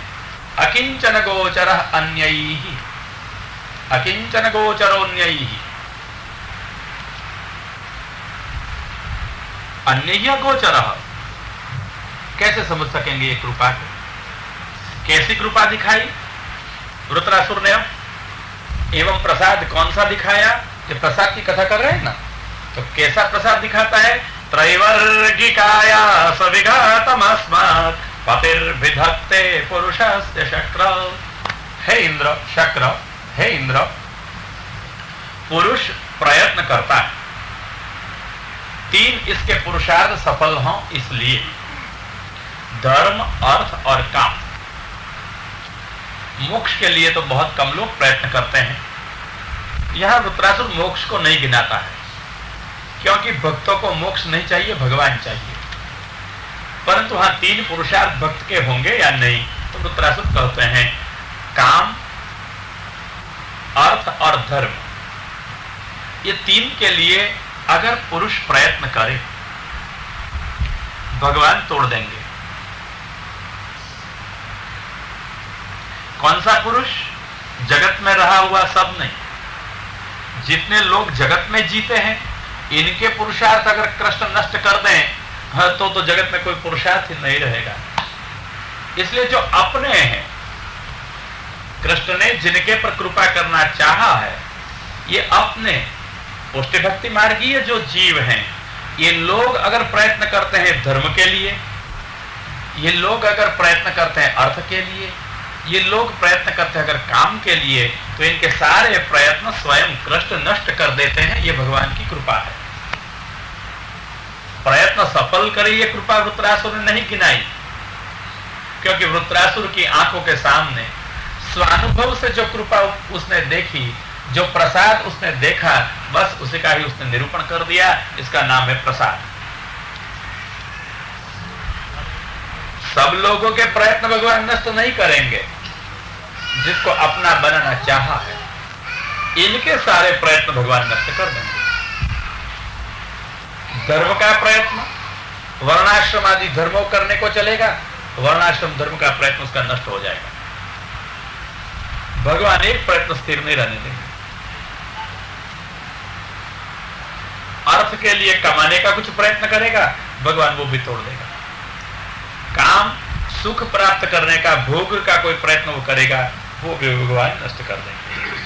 अगर ये तीन प्रयत्न नष्ट करते हैं और समझ में आ जाएगा कि वो भगवान ही नष्ट कर रहे हैं, तब भी इस भगवान के प्रति भक्त को कभी कटुता न आएगी। पुरुषार्थ प्रयत्न नष्ट होने पर भी उसको क्लेश न होगा। तब ही समझो ये भक्त हैं और उसके पुरुषार्थ भगवान ने नष्ट की, ये कृपा है। क्यों? भक्त के मन में तो एक ही बात है, अस्मत् पति। कौन है ये भगवान? हमारा पति है। पति का काम क्या होता है भाई? पति किसे कहा जाए? पति कौन है? घर की रक्षा कर, हाँ संभाल सके, रक्षा कर सके। हाँ, समझ के पति ये हैं। पाति इति पति ही, जो रक्षा करता है वो पति है। पालु रक्षण धातु में से शब्द होता है, रक्षा करने वाला पति।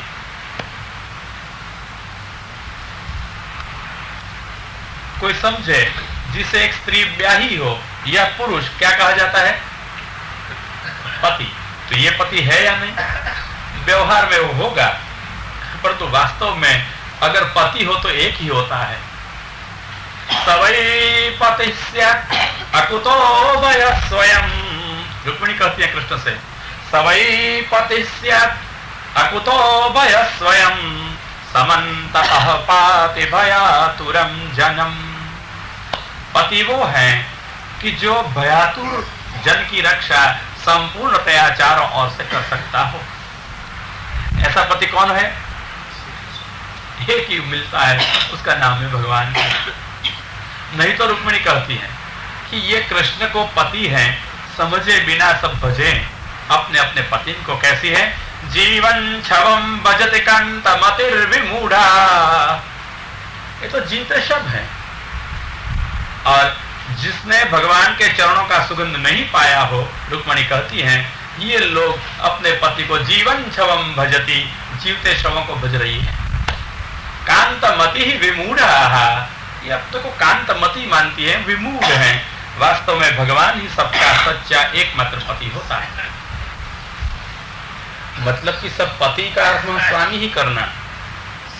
ये स्वामी है, हम इनके सेवक है, दास है, ऐसी तरह से भजना चाहिए। आरंभ कक्षा में बाद में जो भाव भगवान दे, इस भाव से उसका भजन किया जाए, पूर्व में तो नहीं। तो यही वृत्रासुर कहता है कि हमारा प्रयत्न अगर कोई नष्ट करता है तो ये नष्ट करने वाला कोई काल नहीं है।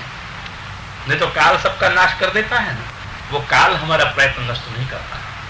संयोगों के कारण हमको निष्फलता नहीं मिलती है, अथवा हमारा प्रारब्ध एवं कर्म हमारा कुछ बिगाड़ नहीं सकता है।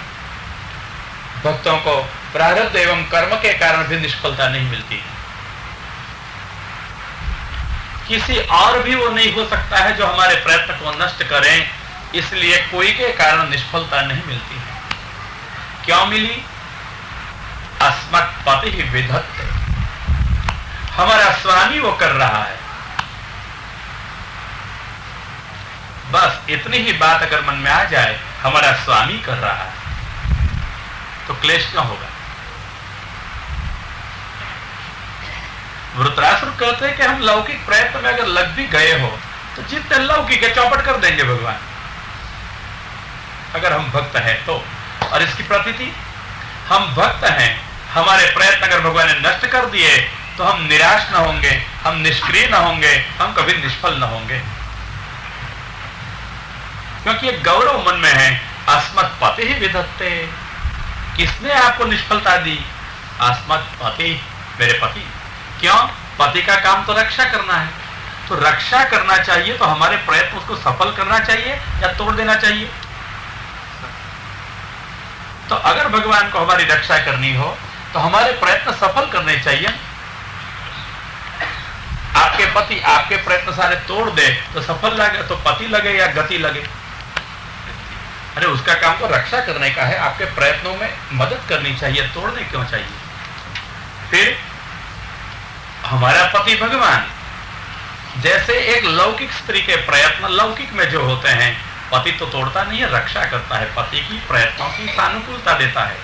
तो ऐसी तरह से अगर हमारा पति प्रभु है तो हमारे प्रयत्न को तोड़ दें या हमारे प्रयत्न को जोड़ दें, क्या करना चाहिए उसे? लौकिक में तो आप देखा जाए तो जोड़ना चाहिए, लौकिक में जोड़ना चाहिए। और अलौकिक में क्यों तोड़ना चाहिए? अपने पास बुलाना चाहिए, अपने में प्रेम ज्यादा रखना चाहिए। हाँ, बहुत सुंदर। तो जो ये अलौकिक हमारा स्वामी है, ये हमारे सारे प्रयत्न तोड़ता है, क्योंकि हमारे प्रयत्न अगर सफल होंगे तो हम लौकिक में बह जाएंगे, आगे आगे निकल जाएंगे, कहीं धर्म में, कहीं अर्थ में और कहीं काम में, तो फिर भगवान के काम के नहीं रहेंगे। इसलिए ये पति हैं, भगवान की रक्षा करता है, और रक्षा करने के लिए हमारा अन्य संयोग अन्य प्रसंग न हो, हम भगवान से ये सांसारिक सुखलोभ में, लौकिक लालसाओं में, कामना पूर्ति में दूर दूर न चले जाए, इसलिए भगवान हमारे प्रयत्न तोड़ते हैं। ये तोड़ने में ही रक्षा होती है। तो भगवान प्रयत्न तोड़े वो रक्षा है कि प्रयत्न जोड़े वो रक्षा है? ये रक्षा है अपने पास में लेने में। तो हम जितने भी प्रयत्न करेंगे ना, अगर हम भक्त हैं, भगवान तोड़ देंगे। धर्म का प्रयत्न, अर्थ का प्रयत्न और काम का प्रयत्न, तीनों प्रयत्न तोड़ देंगे। वृत्रासुर कहते हैं कौन तोड़ता है? अस्मत् पति, या अन्य का नहीं, हमारा पति। तो अस्मत् शब्द में ये भक्त गौरव है, हमारा स्वामी जो कुछ भी करें हमारे लिए तो उत्तम ही है। अस्मत् पति, हमको प्राथमिक दृष्टि से शायद लगे भी कि हमारे प्रयत्न क्यों तोड़ दिए, तो अस्मत् पति ही ये कृपा कर रहे हैं, हमारा स्वामी है, हमारी रक्षा करने के लिए ये कृपा कर रहे हैं, इसलिए हमारे प्रयत्न तोड़ देते हैं। तोड़ने में ही रक्षा होती है वहां पर, जोड़ने में नहीं। इसलिए वृत्रासुर ने आज पराजय की क्षणों में, शरीर छोड़ने की क्षणों में, मृत्यु की सामने वो देख रहा है कि आज भगवान ने मेरे को इंद्र ऊपर विजय नहीं प्राप्त कराया।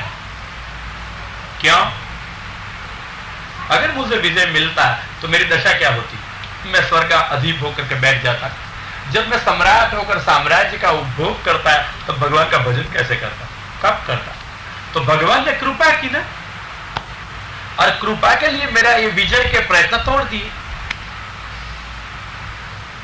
ये तो भक्तों को ही पच सके ऐसी कृपा है।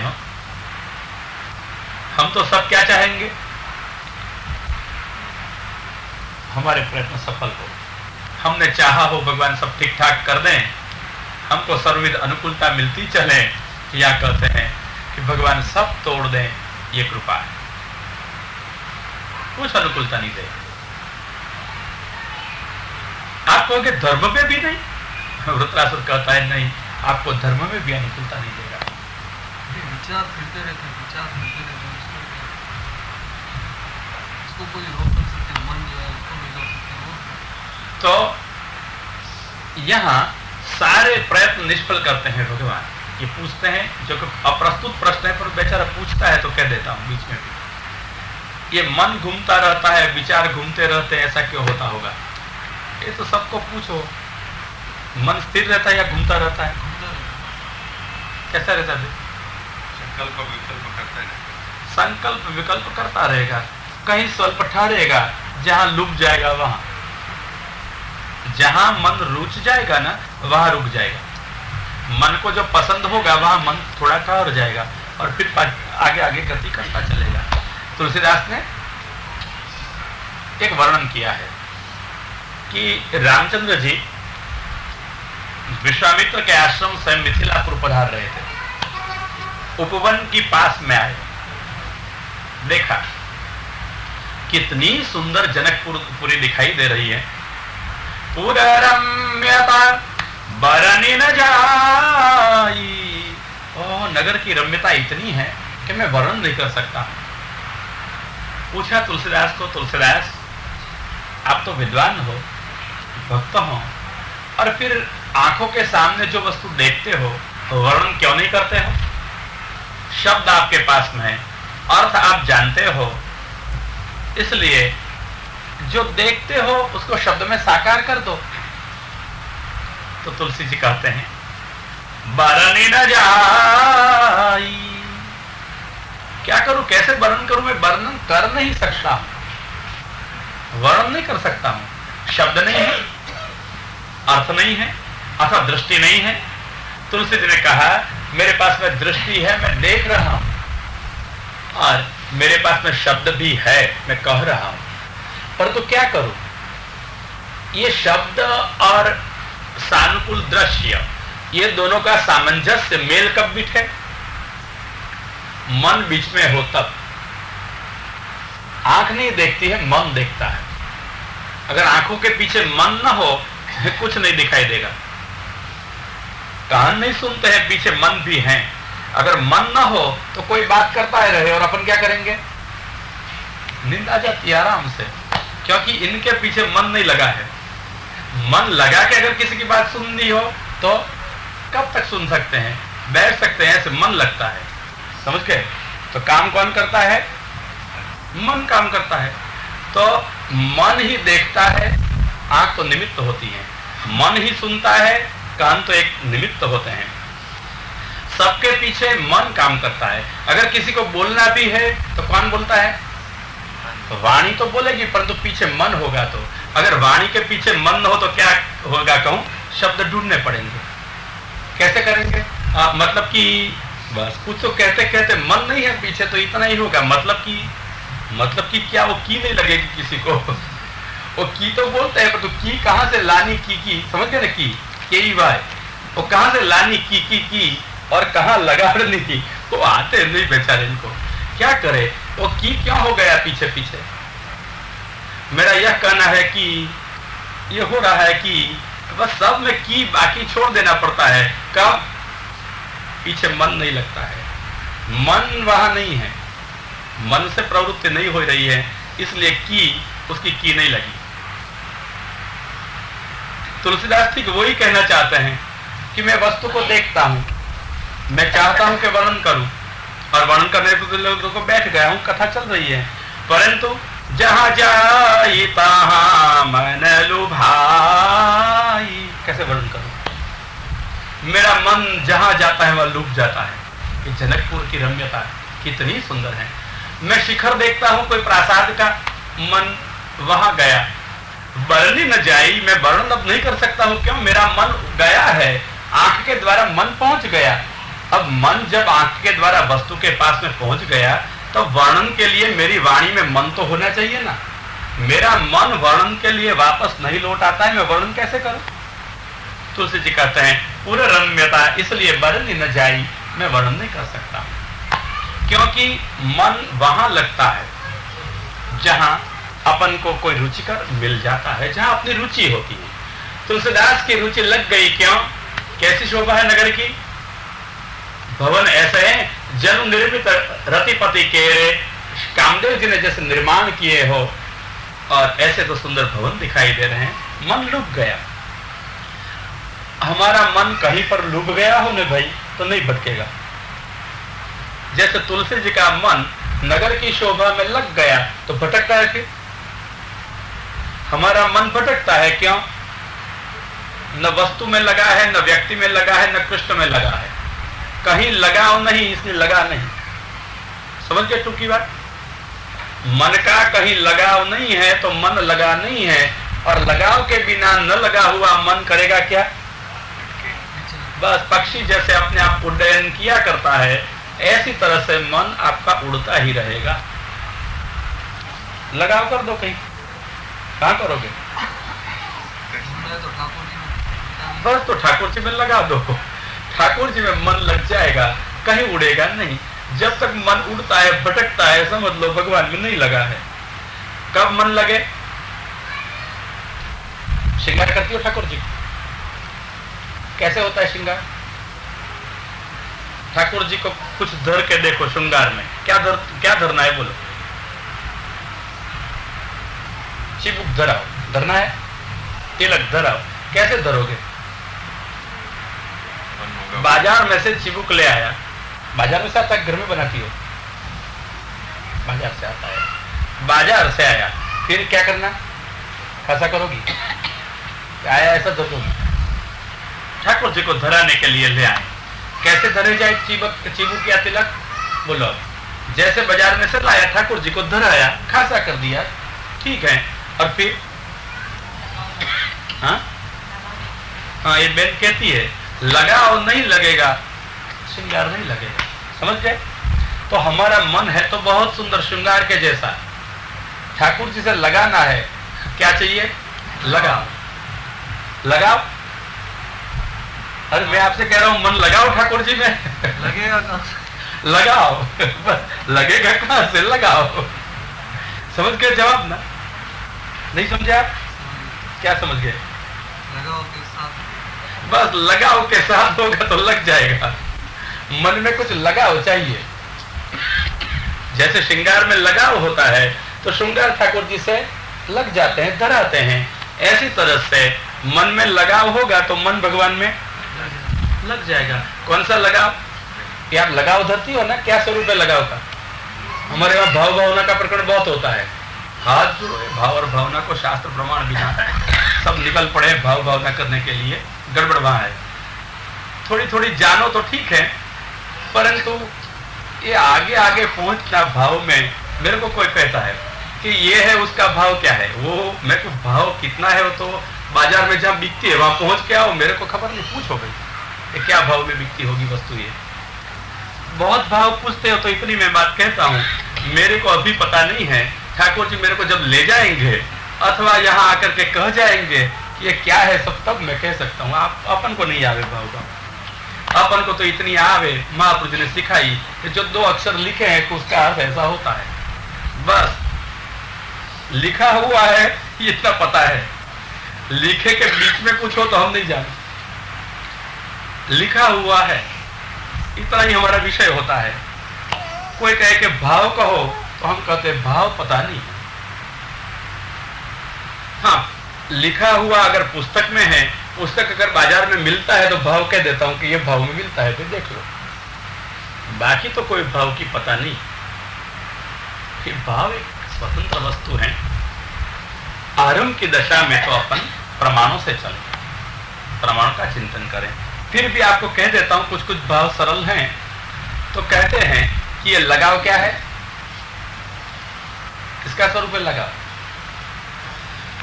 कहना नहीं चाहिए, फिर भी कहता हूं, क्योंकि लोग कहते हैं कि हमको कोई कहता नहीं है।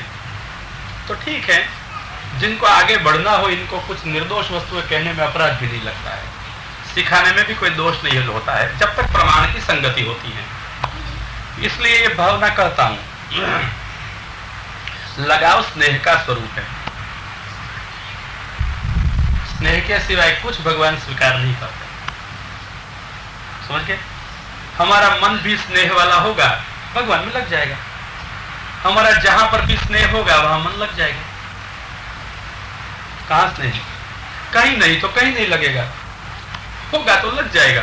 संभालना, स्नेह के बदले मोह कहीं नहीं हो जाए। स्नेह भगवान से होता है, मोह लोगों से होता है।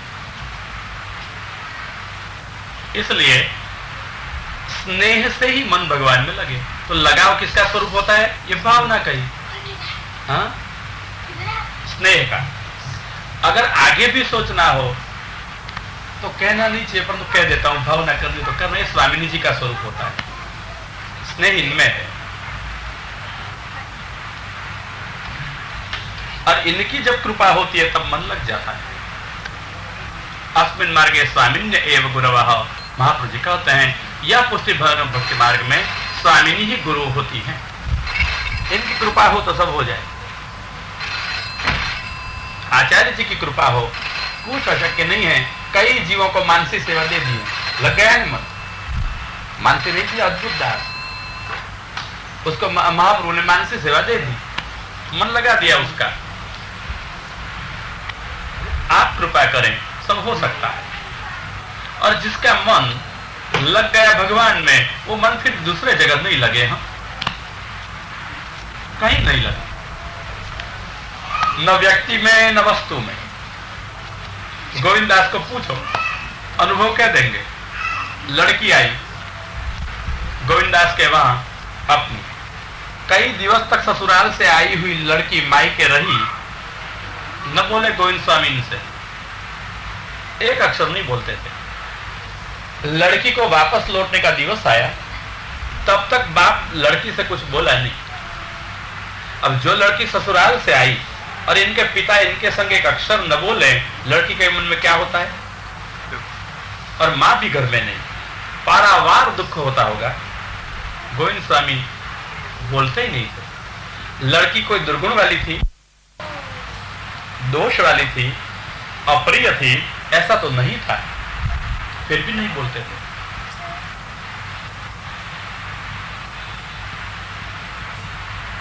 जब वापस लौटने का दिवस आया, तब गोविंद स्वामी की बहन थी कहनबाई, उसने गोविंदास से कहा, गोविंद, बेचारी लड़की वापस लौट जाएगी, इतने दिवस से आई है, तो इससे कुछ बोलता नहीं, कुछ तो बोल। गोविंद स्वामी ने बोलने का तो दूर रहा, उत्तर बहन को आप दे दिया। मन एक ही है, और ये एक मन मैंने मेरे श्री गोवर्धन नाथ को दे दिया है। मेरे पास में 10-5 मन है नहीं, कहां से दूसरे को मैं मेरा मन दे सकता हूं।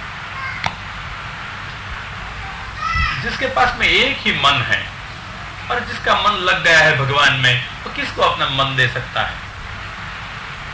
और जिसका मन कहीं लगे नहीं, उसको लगा ही होगा मेरा कुछ नहीं, मेरा कोई नहीं। क्यों? पर तुम्हें भूल नहीं जाना, यहां तक गड़बड़ है, गर्त है।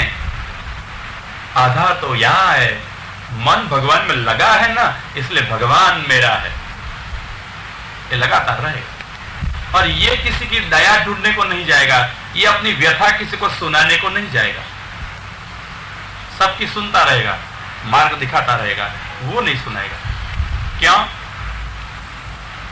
भगवान मेरे। अगर मेरी व्यथा का कोई उपाय करना हो, कौन करेंगे?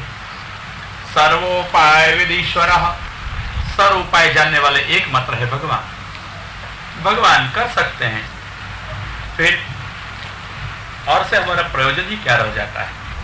इसलिए वृत्रासुर कहता है, अकिंचन गोचरोन्यय, ऐसा जो सच्चा अकिंचन हो, उसको अनुभव होता है भगवान का ये प्रसाद का, नहीं तो अन्य ही अगोचर है, दूसरों को उसका पता ही नहीं होता है, दूसरों को इसका अनुभव भी नहीं होता है।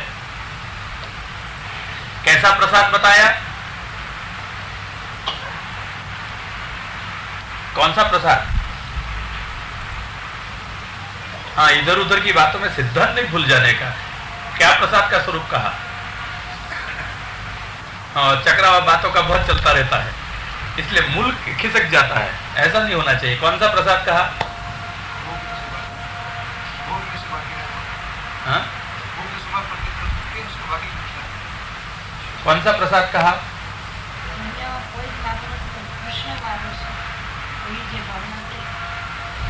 मैंने इसको प्रसाद में खाए, तो प्रसाद के विषय कौन है वो बताया। हाँ बहन, कौन को प्रसाद कहा? क्या प्रसाद है ये? तो प्रसाद का विषय बताया, किसके ऊपर हो सकता है, कौन के प्रति हो सकता है, प्रसाद क्या है।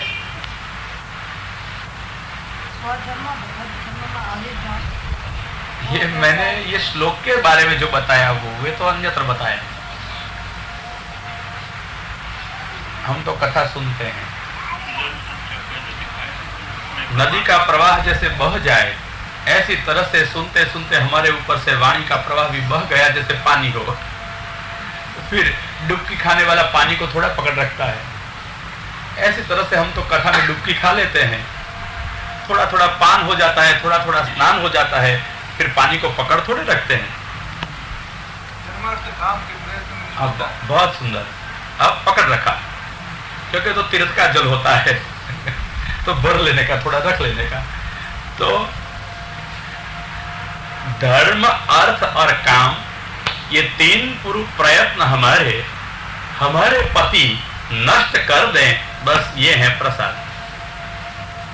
चाहिए अगर प्रयत्न ही भगवान नष्ट कर दें तो आप क्या करोगे? आप प्रयत्न करते चलो और भगवान प्रयत्न का तोड़ फोड़ करते चले।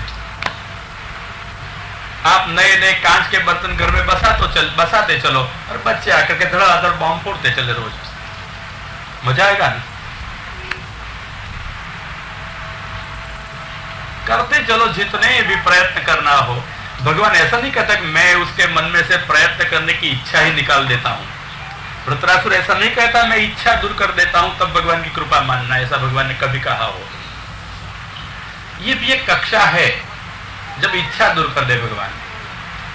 पर तो अभी तो वृत्रासुर की अनुभूत कक्षा तो ये हुई कि वृत्रासुर ने धर्म अर्थ काम के प्रयत्न किए, भगवान ने तोड़ दिए, और वृत्रासुर स्वानुभव से बोलता है ये भगवान जब तोड़ देता है, फोड़ देता है, तब हम समझते हैं हमारा पर कृपा हो गई।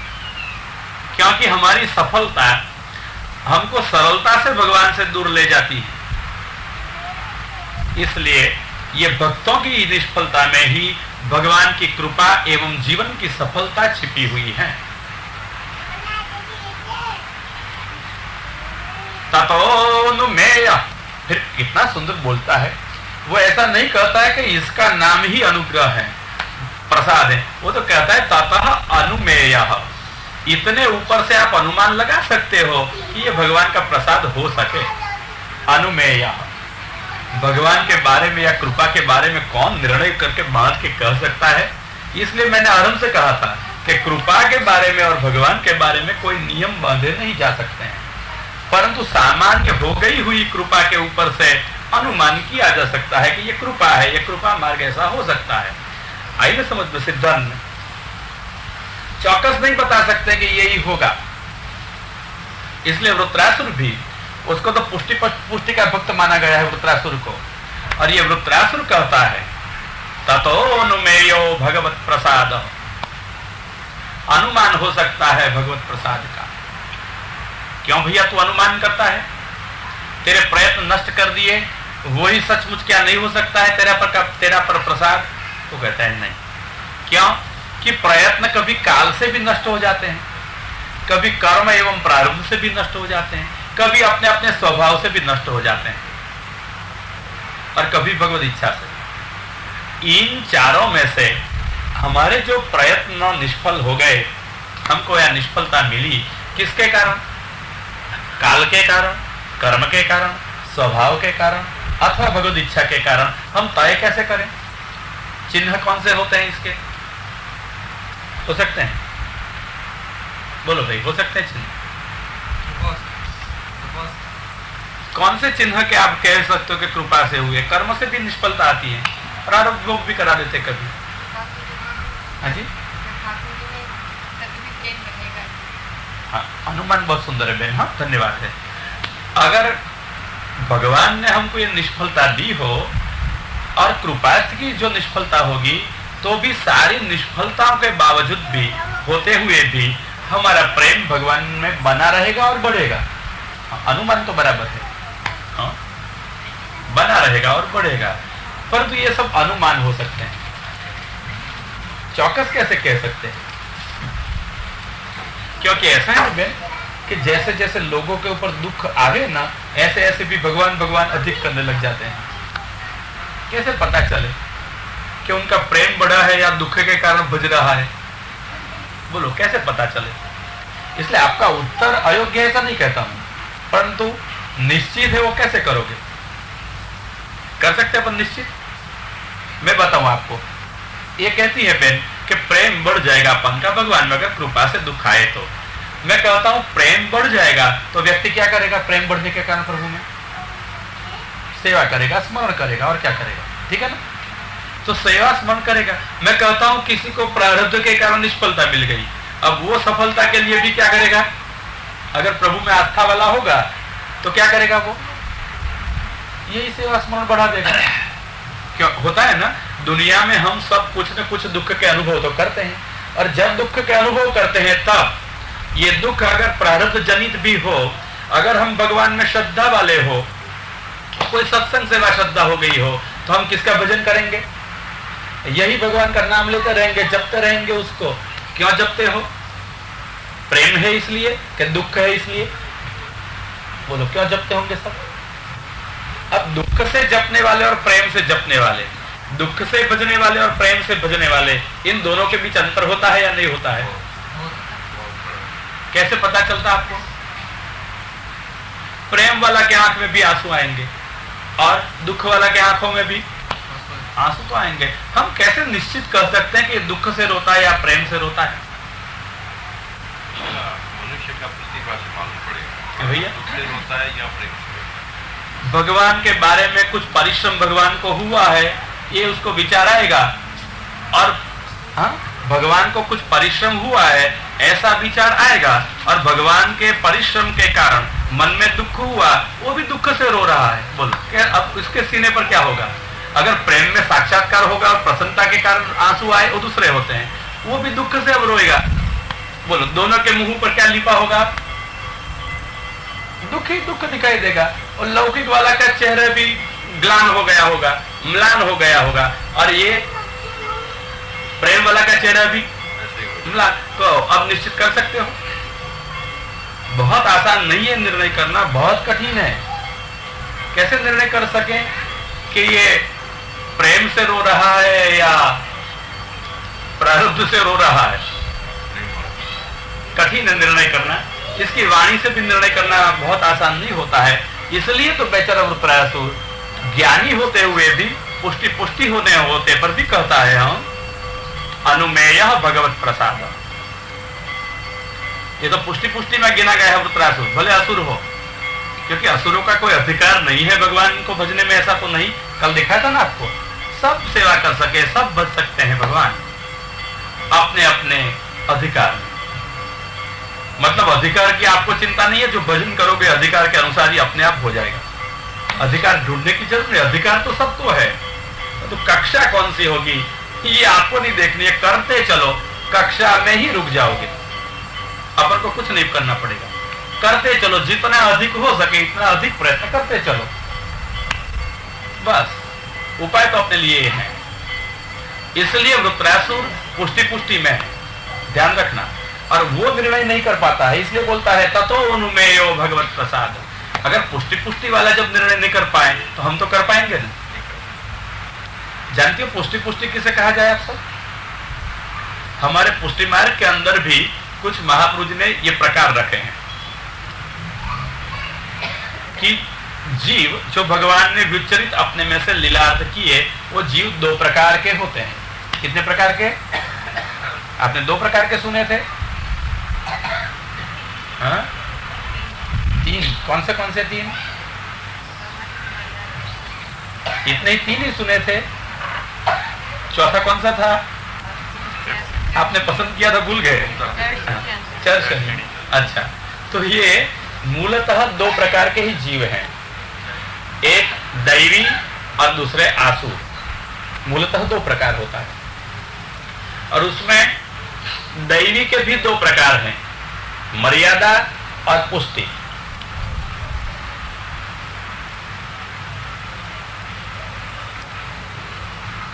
इसमें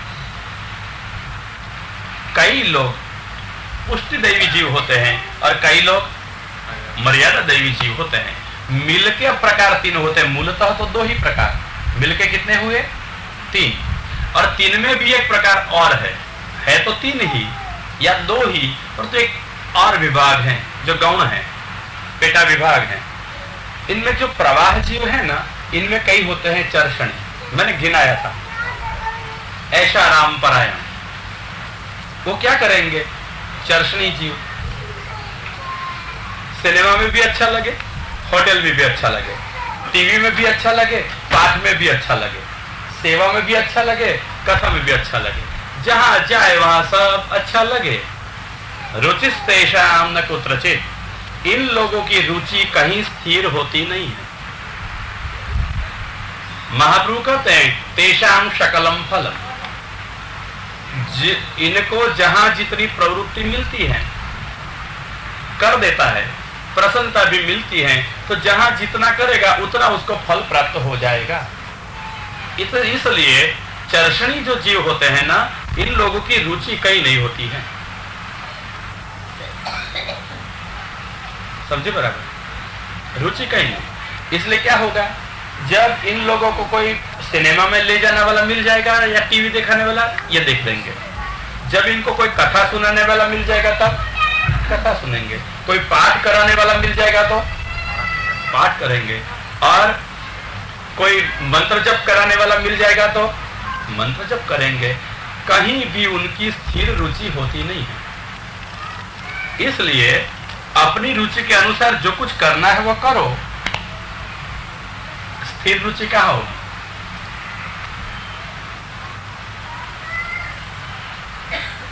मिलते हैं जो कराते हैं वो करते चलते हैं, अपनी रुचि कहाँ है? महाप्रभु ने ये मार्गदर्शन दिया है, समझना बराबर। रुचि तेषां न कुत्रचित्, जाएंगे मिल जाएंगे, करते चलेंगे। हाँ, करते करते आगे भी बढ़ेंगे। महाप्रभु जी ने तो इतनी सावधानता बरती है और कहते हैं कि बढ़ते बढ़ते वो सेवा करता भी हो जाएगा। कौन? ये आसुर जीव, प्रवाह जीव, चर्षणी जीव भी हो जाए सेवा में, क्यों नहीं करेगा? ये तो दिखा देखा देखी का धंधा है, हो जा सकता है। ये सिद्धांतों का स्वारस्य है। महाप्रभु जी कहते हैं कि हो जा सकता है। वहां महाप्रभु जी पर निर्णय नहीं करते हैं, वो क्या हो जा सकता है, करता होगा सेवा। तो क्या कह गया इसमें, करता होगा सेवा। फल में ये निर्णय किया महाप्रभु जी अंत में जाकर के कि अगर ये जीव सतत सेवा करता भी हो और वो भी सिद्धांत मुक्तावली में कही हुई सेवा करता हो, यथाविध करता हो, और इसकी सेवा में प्रतिबंध भी 3 न हो, उद्वेग उनके मन में न हो, लौकिक भोग परायणता न हो, और जीवकृत और भगवतकृत प्रतिबंध भी इनको न हो, ये 3 प्रतिबंध रहित सेवा इनकी दिखाई देती हो और सेवा का कार्यक्रम चलता भी रहता हो, फिर भी सेवाफल ग्रंथ में कहे हुए 3 में से एक भी फल अगर न दिखाई देता हो, अलौकिक सामर्थ्य, यही शरीर से, यही दुनिया में, यही इंद्रियों से भगवान का अनुभव, यह अगर न होता हो, सायुज्य न होता हो अंत में, अथवा वैकुंठ आदि लोक में सेवोपयोगी देह की प्राप्ति न होती हो, तो ये 3 सेवाफल रहित, 3 प्रतिबंध रहित होते हुए भी अगर सेवा करता है, तब महाप्रभु जी निर्णय करते हैं तदा अयं जीव आसुर इति निर्धार, तब ये जीव आसुर है। निर्णय तो सेवाफल में महाप्रभु जी ने कर दिया कि करते चलो, कुछ मिलता है, कुछ देखते चलो। नहीं तो देखा देखी करने वाले बहुत कुछ मिल आते हैं। इसलिए महाप्रभु जी के ठोस सिद्धांत के नींव के ऊपर जो कुछ आपके कर्तव्यों का प्रासाद करना होगा करो, वो गिर नहीं जाएगा। सिद्धांतों के नींव के ऊपर सावध रह के, इसलिए आपको अगर आपके देश काल अधिकार के मुताबिक जो कुछ करने योग्य लगता हो, जो सिद्धांत विरुद्ध ना हो, करते चलो। परंतु ये कुछ भी करो, सावधानता रखनी चाहिए कि उनमें संभवतः कहीं स्थगितता और कहीं विकृति आती न हो। आपको ये देश काल के मुताबिक लगता है कि सब किंडरगार्टन के हैं, तो आइए, कई चर्षणी भी हैं, आ जाते होंगे देखा देखी में, मिल जाएंगे, जुल जाएंगे, टोला जम जाएगा, तो कुछ भी करो, आपको जो योग्य लगे वो करो। आरंभ कक्षा के जीवों को योग्य लगे करो, कीर्तन करो, पाठ, जो कुछ करना है वो करो, पर तो सावधानी बरतो कि इसमें अगर कहीं पर भी स्थगितता आ गई, यही क्रम को पकड़ के बैठ गए कि यही इति कर्तव्यता है, तो वल्लभाचार्य जी के मत में पाठ में इति कर्तव्यता नहीं है। हाँ, ये पाठ एक उद्दीपक हो सकते हैं, आपको कुछ उपयोगी हो सकते हैं, आपको आगे बढ़ाने में उपकारक हो सकते हैं, परंतु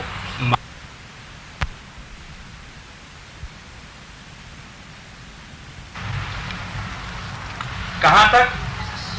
महाप्रभु ने 84,252 इकट्ठे होकर यद्यपि नहीं किए थे, ये सिद्धांत क्रम नहीं भी मिलेगा आपको। अकेले मन अगर न लगता है कि संग में लगता हो, तो याद रखे संग में मन संग में न लगे, भगवान में लगे। हाँ? संग में मन संग में न लगे, भगवान में लगे। सावधानता बरते, विकृति ना आवे। नहीं तो वल्लभाचार्य जी फल प्रकरण में कहते हैं संग अभाव एवं भगवतोष हेतु। संग का अभाव ही भगवान की प्रसन्नता में कारण होता है। तो करते चलो। और ये करने में अगर आपको आरंभ दशा में आनंद आ जाता हो, कुछ अधिक मिलता लगता हो, तो करो।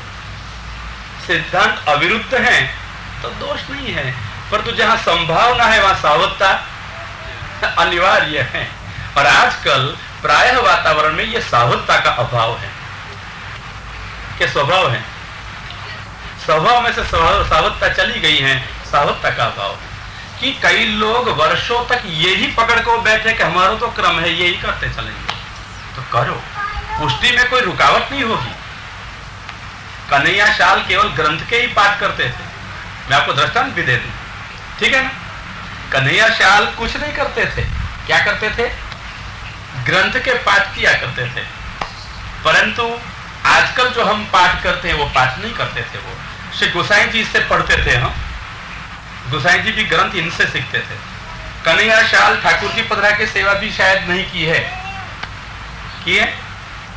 उच्छलित भाव था, उफान आ रहा था, लग गया कि तूफान आएगा।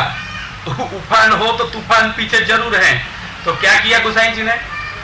और महाप्रभु ने पाठ दे दिए, ग्रंथ दे दिए। ग्रंथ के पाठ से उफान और तूफान शांत हो जाए। ग्रंथ पढ़ो। तो कन्हैया शाल मात्र पाठ नहीं करते थे, ख्याल रखे बराबर। क्या करते थे वो? आप लोग को उदाहरण नहीं मिलता हो तो मैं उदाहरण भी देता हूं कि कन्हैया शाल पाठ परायण थे। ग्रंथ पाठ ही करते थे, जहां जाए ग्रंथ खोल के बैठ जाते। ठीक है ना? प्रसंग आप देख लेना, वार्ता में पूरी इधर नहीं करता हूं कि कह दूं जरूरी है। आप तो वैष्णव हो, वार्ता वाँचते हो ना घर में, समझ लेना। तो कन्हैया शाल जरूर वार्ता पढ़ते थे। वार्ता क्या, सिद्धांत पढ़ते थे, ग्रंथ पढ़ते थे, परंतु केवल पाठ परिमितता नहीं थी। मैंने जो आपको सुबोधिनी में से पाठ का अर्थ दिखाया था वो था अर्थानुसंधान पूर्वक उच्चारण। इसलिए केवल रट जाने से जो आया है वो ही बोला करो, इस स्थिति पर स्थगित मत हो जाओ। ये स्थगित क्या है? अर्थानुसंधान करो, आगे बढ़ो, स्वरूपानुसंधान करो, आगे बढ़ो। इतने से मत रुक जाओ। सेवा करनी है, सेवा कर्तव्य, पाठ कर्तव्य नहीं है। क्योंकि पाठ का फल हमको होता है, हमारा स्वार्थ लगता है पाठ में। कौन सी सेवा होती है पाठ में? इसलिए वो पुष्टि मार्ग की कर्तव्य अंतर्गत नहीं है। समझ के बराबर? पुष्टि मार्गी ये कर्तव्य की भूमिका के ऊपर मैं निषेध करता हूं पाठ का। अब होगी स्थिति की स्पष्टता। बड़ा झगड़ा मच गया था, दलील करते थे सब मेरे संग में। ये आप ना कहते हैं तो कल को लोग सब कहेंगे पाठ नहीं होने चाहिए। अरे भाई, हमारी सिद्धांत की परिस्थिति है कि सिद्धांत की परिस्थिति को समझो कि मैं क्या कह रहा हूं। कि स्थगितता, जब तक ये सिद्धांत की नींव के ऊपर सब नहीं रखा जाए, सिद्धांत की एरण के ऊपर सबको गाढ़ नहीं दिया जाए, तब तक किसी का स्वीकार न हो। सोना हो तो भी गले में लगा के नहीं फिर सकते हो। गले में लगाते हो सोना को? सोना तो कीमती है, जरूर उपयोगी है, परंतु घाट गड़े जाते हैं। सिद्धांतों की एरण के ऊपर कर्तव्य के घाट गड़े गए हैं। इसमें पाठ, इसका कोई घाट नहीं होता है। सोना जरूर है, होता है तो मेरे को दिखा देना। महाप्रभु ने कहा है अमुक अमुक पाठ हमेशा कृष्ण संप्रदाय वाले करते रहो। हाँ, जरूर करते हैं कि तवाष्टकमिदं मुदा पठति सूरसूते सदा, जरूर करते हैं। पठति यह मतलब समझ गए, स्वतंत्र हैं। करो ये इति कर्तव्यता नहीं करते हैं। अगर आपको रुचि है, आप करते हो तो करो। पठति एक वचन है, एकाकी करो, अपने आनंद में मग्न होके करो, उत्तम है। संतोष नहीं होता है, इकट्ठा होना है तो हो जाओ। महाप्रभु जी कहते हैं सावधानता नहीं रखोगे, ख्याल रखो, पाठ में ही स्थगित हो जाओगे। पाठ के द्वारा भगवान का संग करना है, इसके बजाय बहन कैसे हो, तो बहुत व्यवस्थित पाठ बंद होता देखाता हूँ, आज ही तुम्हें दिखाया। ये सब फिर संग प्रसंग चलते रहेगा। सावधान नहीं बरतोगे तो एक स्थगितता पाठ में, स्थगितता क्रिया में आ जाएगी और वहां अनेक विकार विकृतियां का संभव भी रहेगा। इसलिए देश काल अधिकार की मर्यादा में रहना और जो कुछ करो वो समझ के करना, सिद्धांत विपरीत नहीं। इसलिए मैंने पाठ को संप्रदाय की इति कर्तव्यता में ना कही है। अब समझ गए बराबर। महाप्रभु ने पाठ करो ऐसा फोर्स नहीं किया है। आपको यमुनाष्टक में कहा हुआ फल चाहिए तो करो, तो फल किसको मिलेगा? अपन को मिलेगा। तो पुष्टि मार्ग अपने फल के लिए है, अपनी प्रसन्नता के लिए है कि भगवान की प्रसन्नता के लिए? भगवान की प्रसन्नता के लिए। तो भगवान की प्रसन्नता सेवा से होती है या पाठों से? सेवा से। इसलिए सावधानता बरतो कि पाठ करते हुए पाठ में मत रुक जाओ, सेवा तक पहुंच जाओ, स्थगित मत हो जाओ। इसलिए कर्तव्य की दृष्टि से मुझे पूछा जाए कि पाठ किया जाए तो क्या कहूं मैं? बोला बाब हा के तो ना, आप ही कहो, तो निर्णय करो कि संप्रदाय में कर्तव्यता की भूमिका के ऊपर पाठ है या नहीं है। बोलो नंद किशोर जी क्या लगता है आपको? नहीं, निर्णय तो करो। देखो हम तो सिद्धांत खोल के बता देते हैं। नहीं, कर्तव्यता की ऊपर निर्णय करो। ऐसा नहीं, देखो तो सही, अपन हम तो खुली चर्चा करते हैं महाप्रभु जी का सिद्धांत समझने के लिए। यहाँ कोई और वस्तु नहीं होती है, समझ गए? इसलिए पुष्टि जीवों का कर्तव्य क्या है? भगवत सुख संपादन, ठीक है ना? तो पाठ जहां पर भी हो, भले स्तोत्रात्मक हो, परंतु उसका फल किसको मिलता है? फलादेश है सर्वत्र। यह पठती, जो पाठ करता है वो जीव को मिलता है। इसलिए हमारे उत्कर्ष के लिए भले हम पाठ करें, इसमें निषेध कोई नहीं है। पाठ में मेरा पाठ करने में विरोध नहीं था, करने में सिद्धांत में बता रहा हूं, समझ गए? ये जो सिद्धांत की भूमिका नहीं समझे तो महागड़बड़ है सबको। भूमिका समझो कि पाठ नहीं का निषेध नहीं, यह पद्धति जो करेगा उसको मिलेगा फल, पर किसको मिलेगा? करने वाले को। हमको सुख होगा, हमको सानुकूलता होगी, परंतु हम किसके लिए हैं? भगवान के लिए। तो हमारा कर्तव्य क्या है? भगवान को सुख देना और सुख के लिए सेवा करना। इसलिए महाप्रभु ने कृष्ण सेवा सदा कार्य एक सिद्धांत दिया, कृष्ण सेवा करने को कहा। और वहां पर भी चतुश्लोकी में देखे, सर्वदा आते हैं चतुश्लोकी, 16वां श्लोक समझ जाओगे अर्थ इनमें से। सर्वदा सर्वभावेन भजनीयो व्रजाधिपः स्वस्यायमेव धर्मो हि। लो यहाँ धर्म सिखाया महाप्रभु जी ने, नान्य क्वापि कदाचन। ये तो कहते हैं, ये धर्म सिखाते हुए कि अयम एव धर्मः, अयम यह एव ही,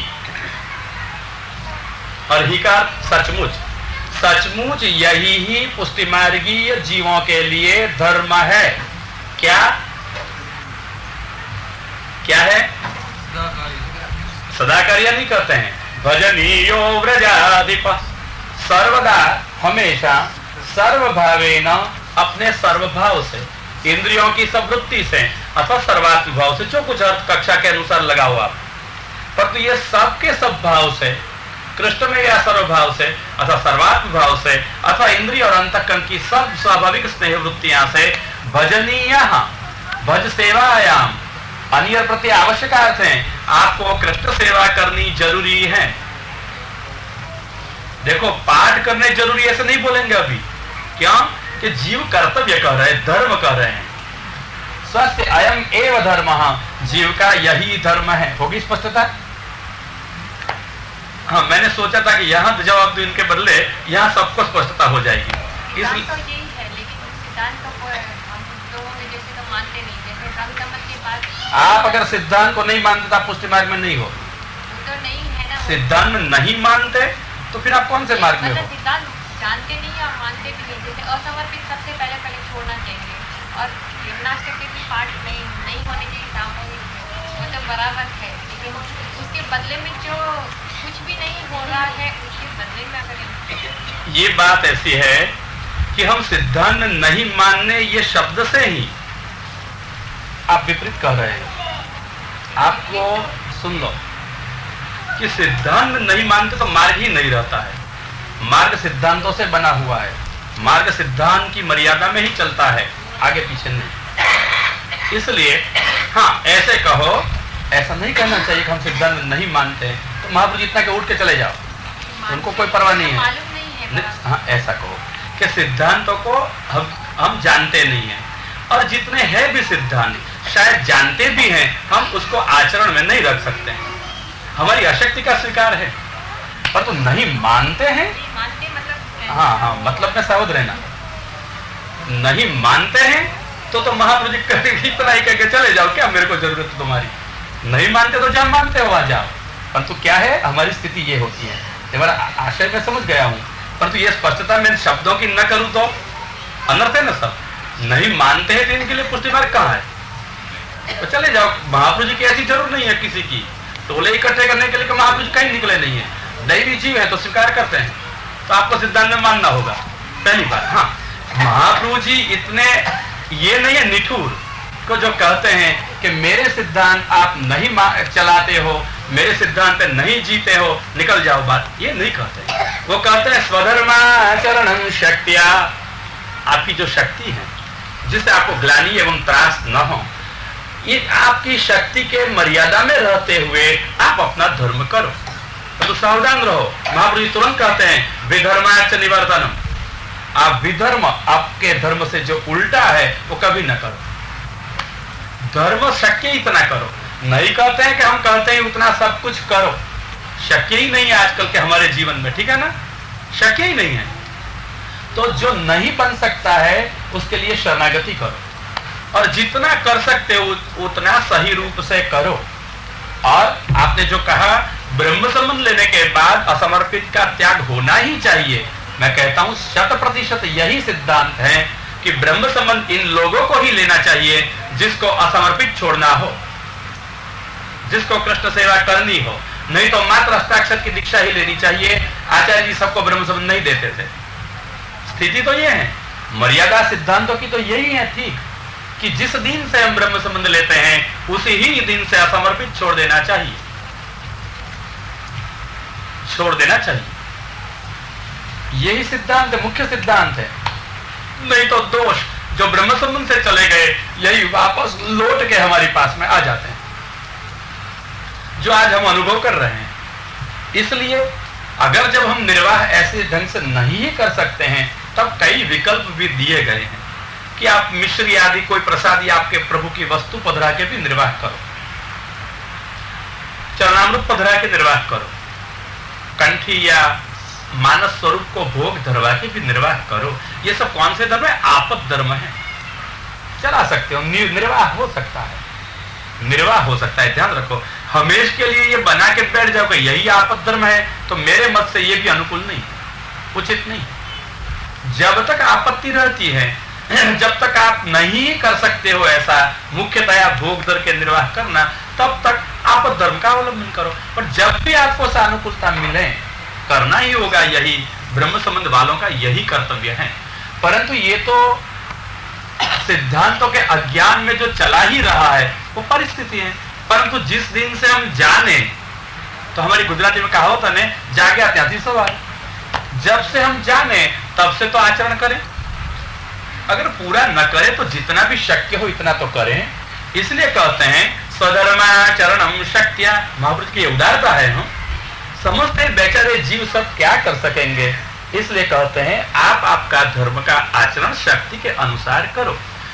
सचमुच तो आपको सुबह शाम ठाकुर जी को भोग धरना चाहिए, ठीक है। प्रातः काल में मंगला से आरंभ के सायंकाल में शयन पर्यंत पहुंचना चाहिए सेवा करने वाले को। परंतु इतनी शक्ति नहीं है तन की मन की जो कुछ हो के परिस्थिति की। तो महाप्रभु ने ये भी छूट दिया, एक कालम द्विकालम व त्रिकालम व, एक काल करो, द्विकाल करो या त्रिकाल करो। तो आप दोपहर में भी पहुंच लो ठाकुर जी को, सुबह में भी पहुंच लो, शयन भूसी व्यक्त करा दो, ठाकुर जी को पढ़ा दो। महाप्रभु ने जीव की रक्षा के लिए, जीव की सम्मुखता के लिए सिद्धांत बताए हैं, परंतु वो सिद्धांत में अपनी शक्ति के अनुसार आचार का विकल्प भी दिया है। परंतु एक सावधानी कही है जरूर, विधर्माच निवर्तन। हमारे सिद्धांतों एवं धर्म से जो विपरीत हो वो तो कभी मत करो, सावधानी है ना। ऐसी तरह से यहां जब मैं पाठ की ना करता हूं तब कौन से प्रिंसिपल पे? पुष्टि जीव की कर्तव्यता पे। पुष्टि जीव की कर्तव्यता क्या है?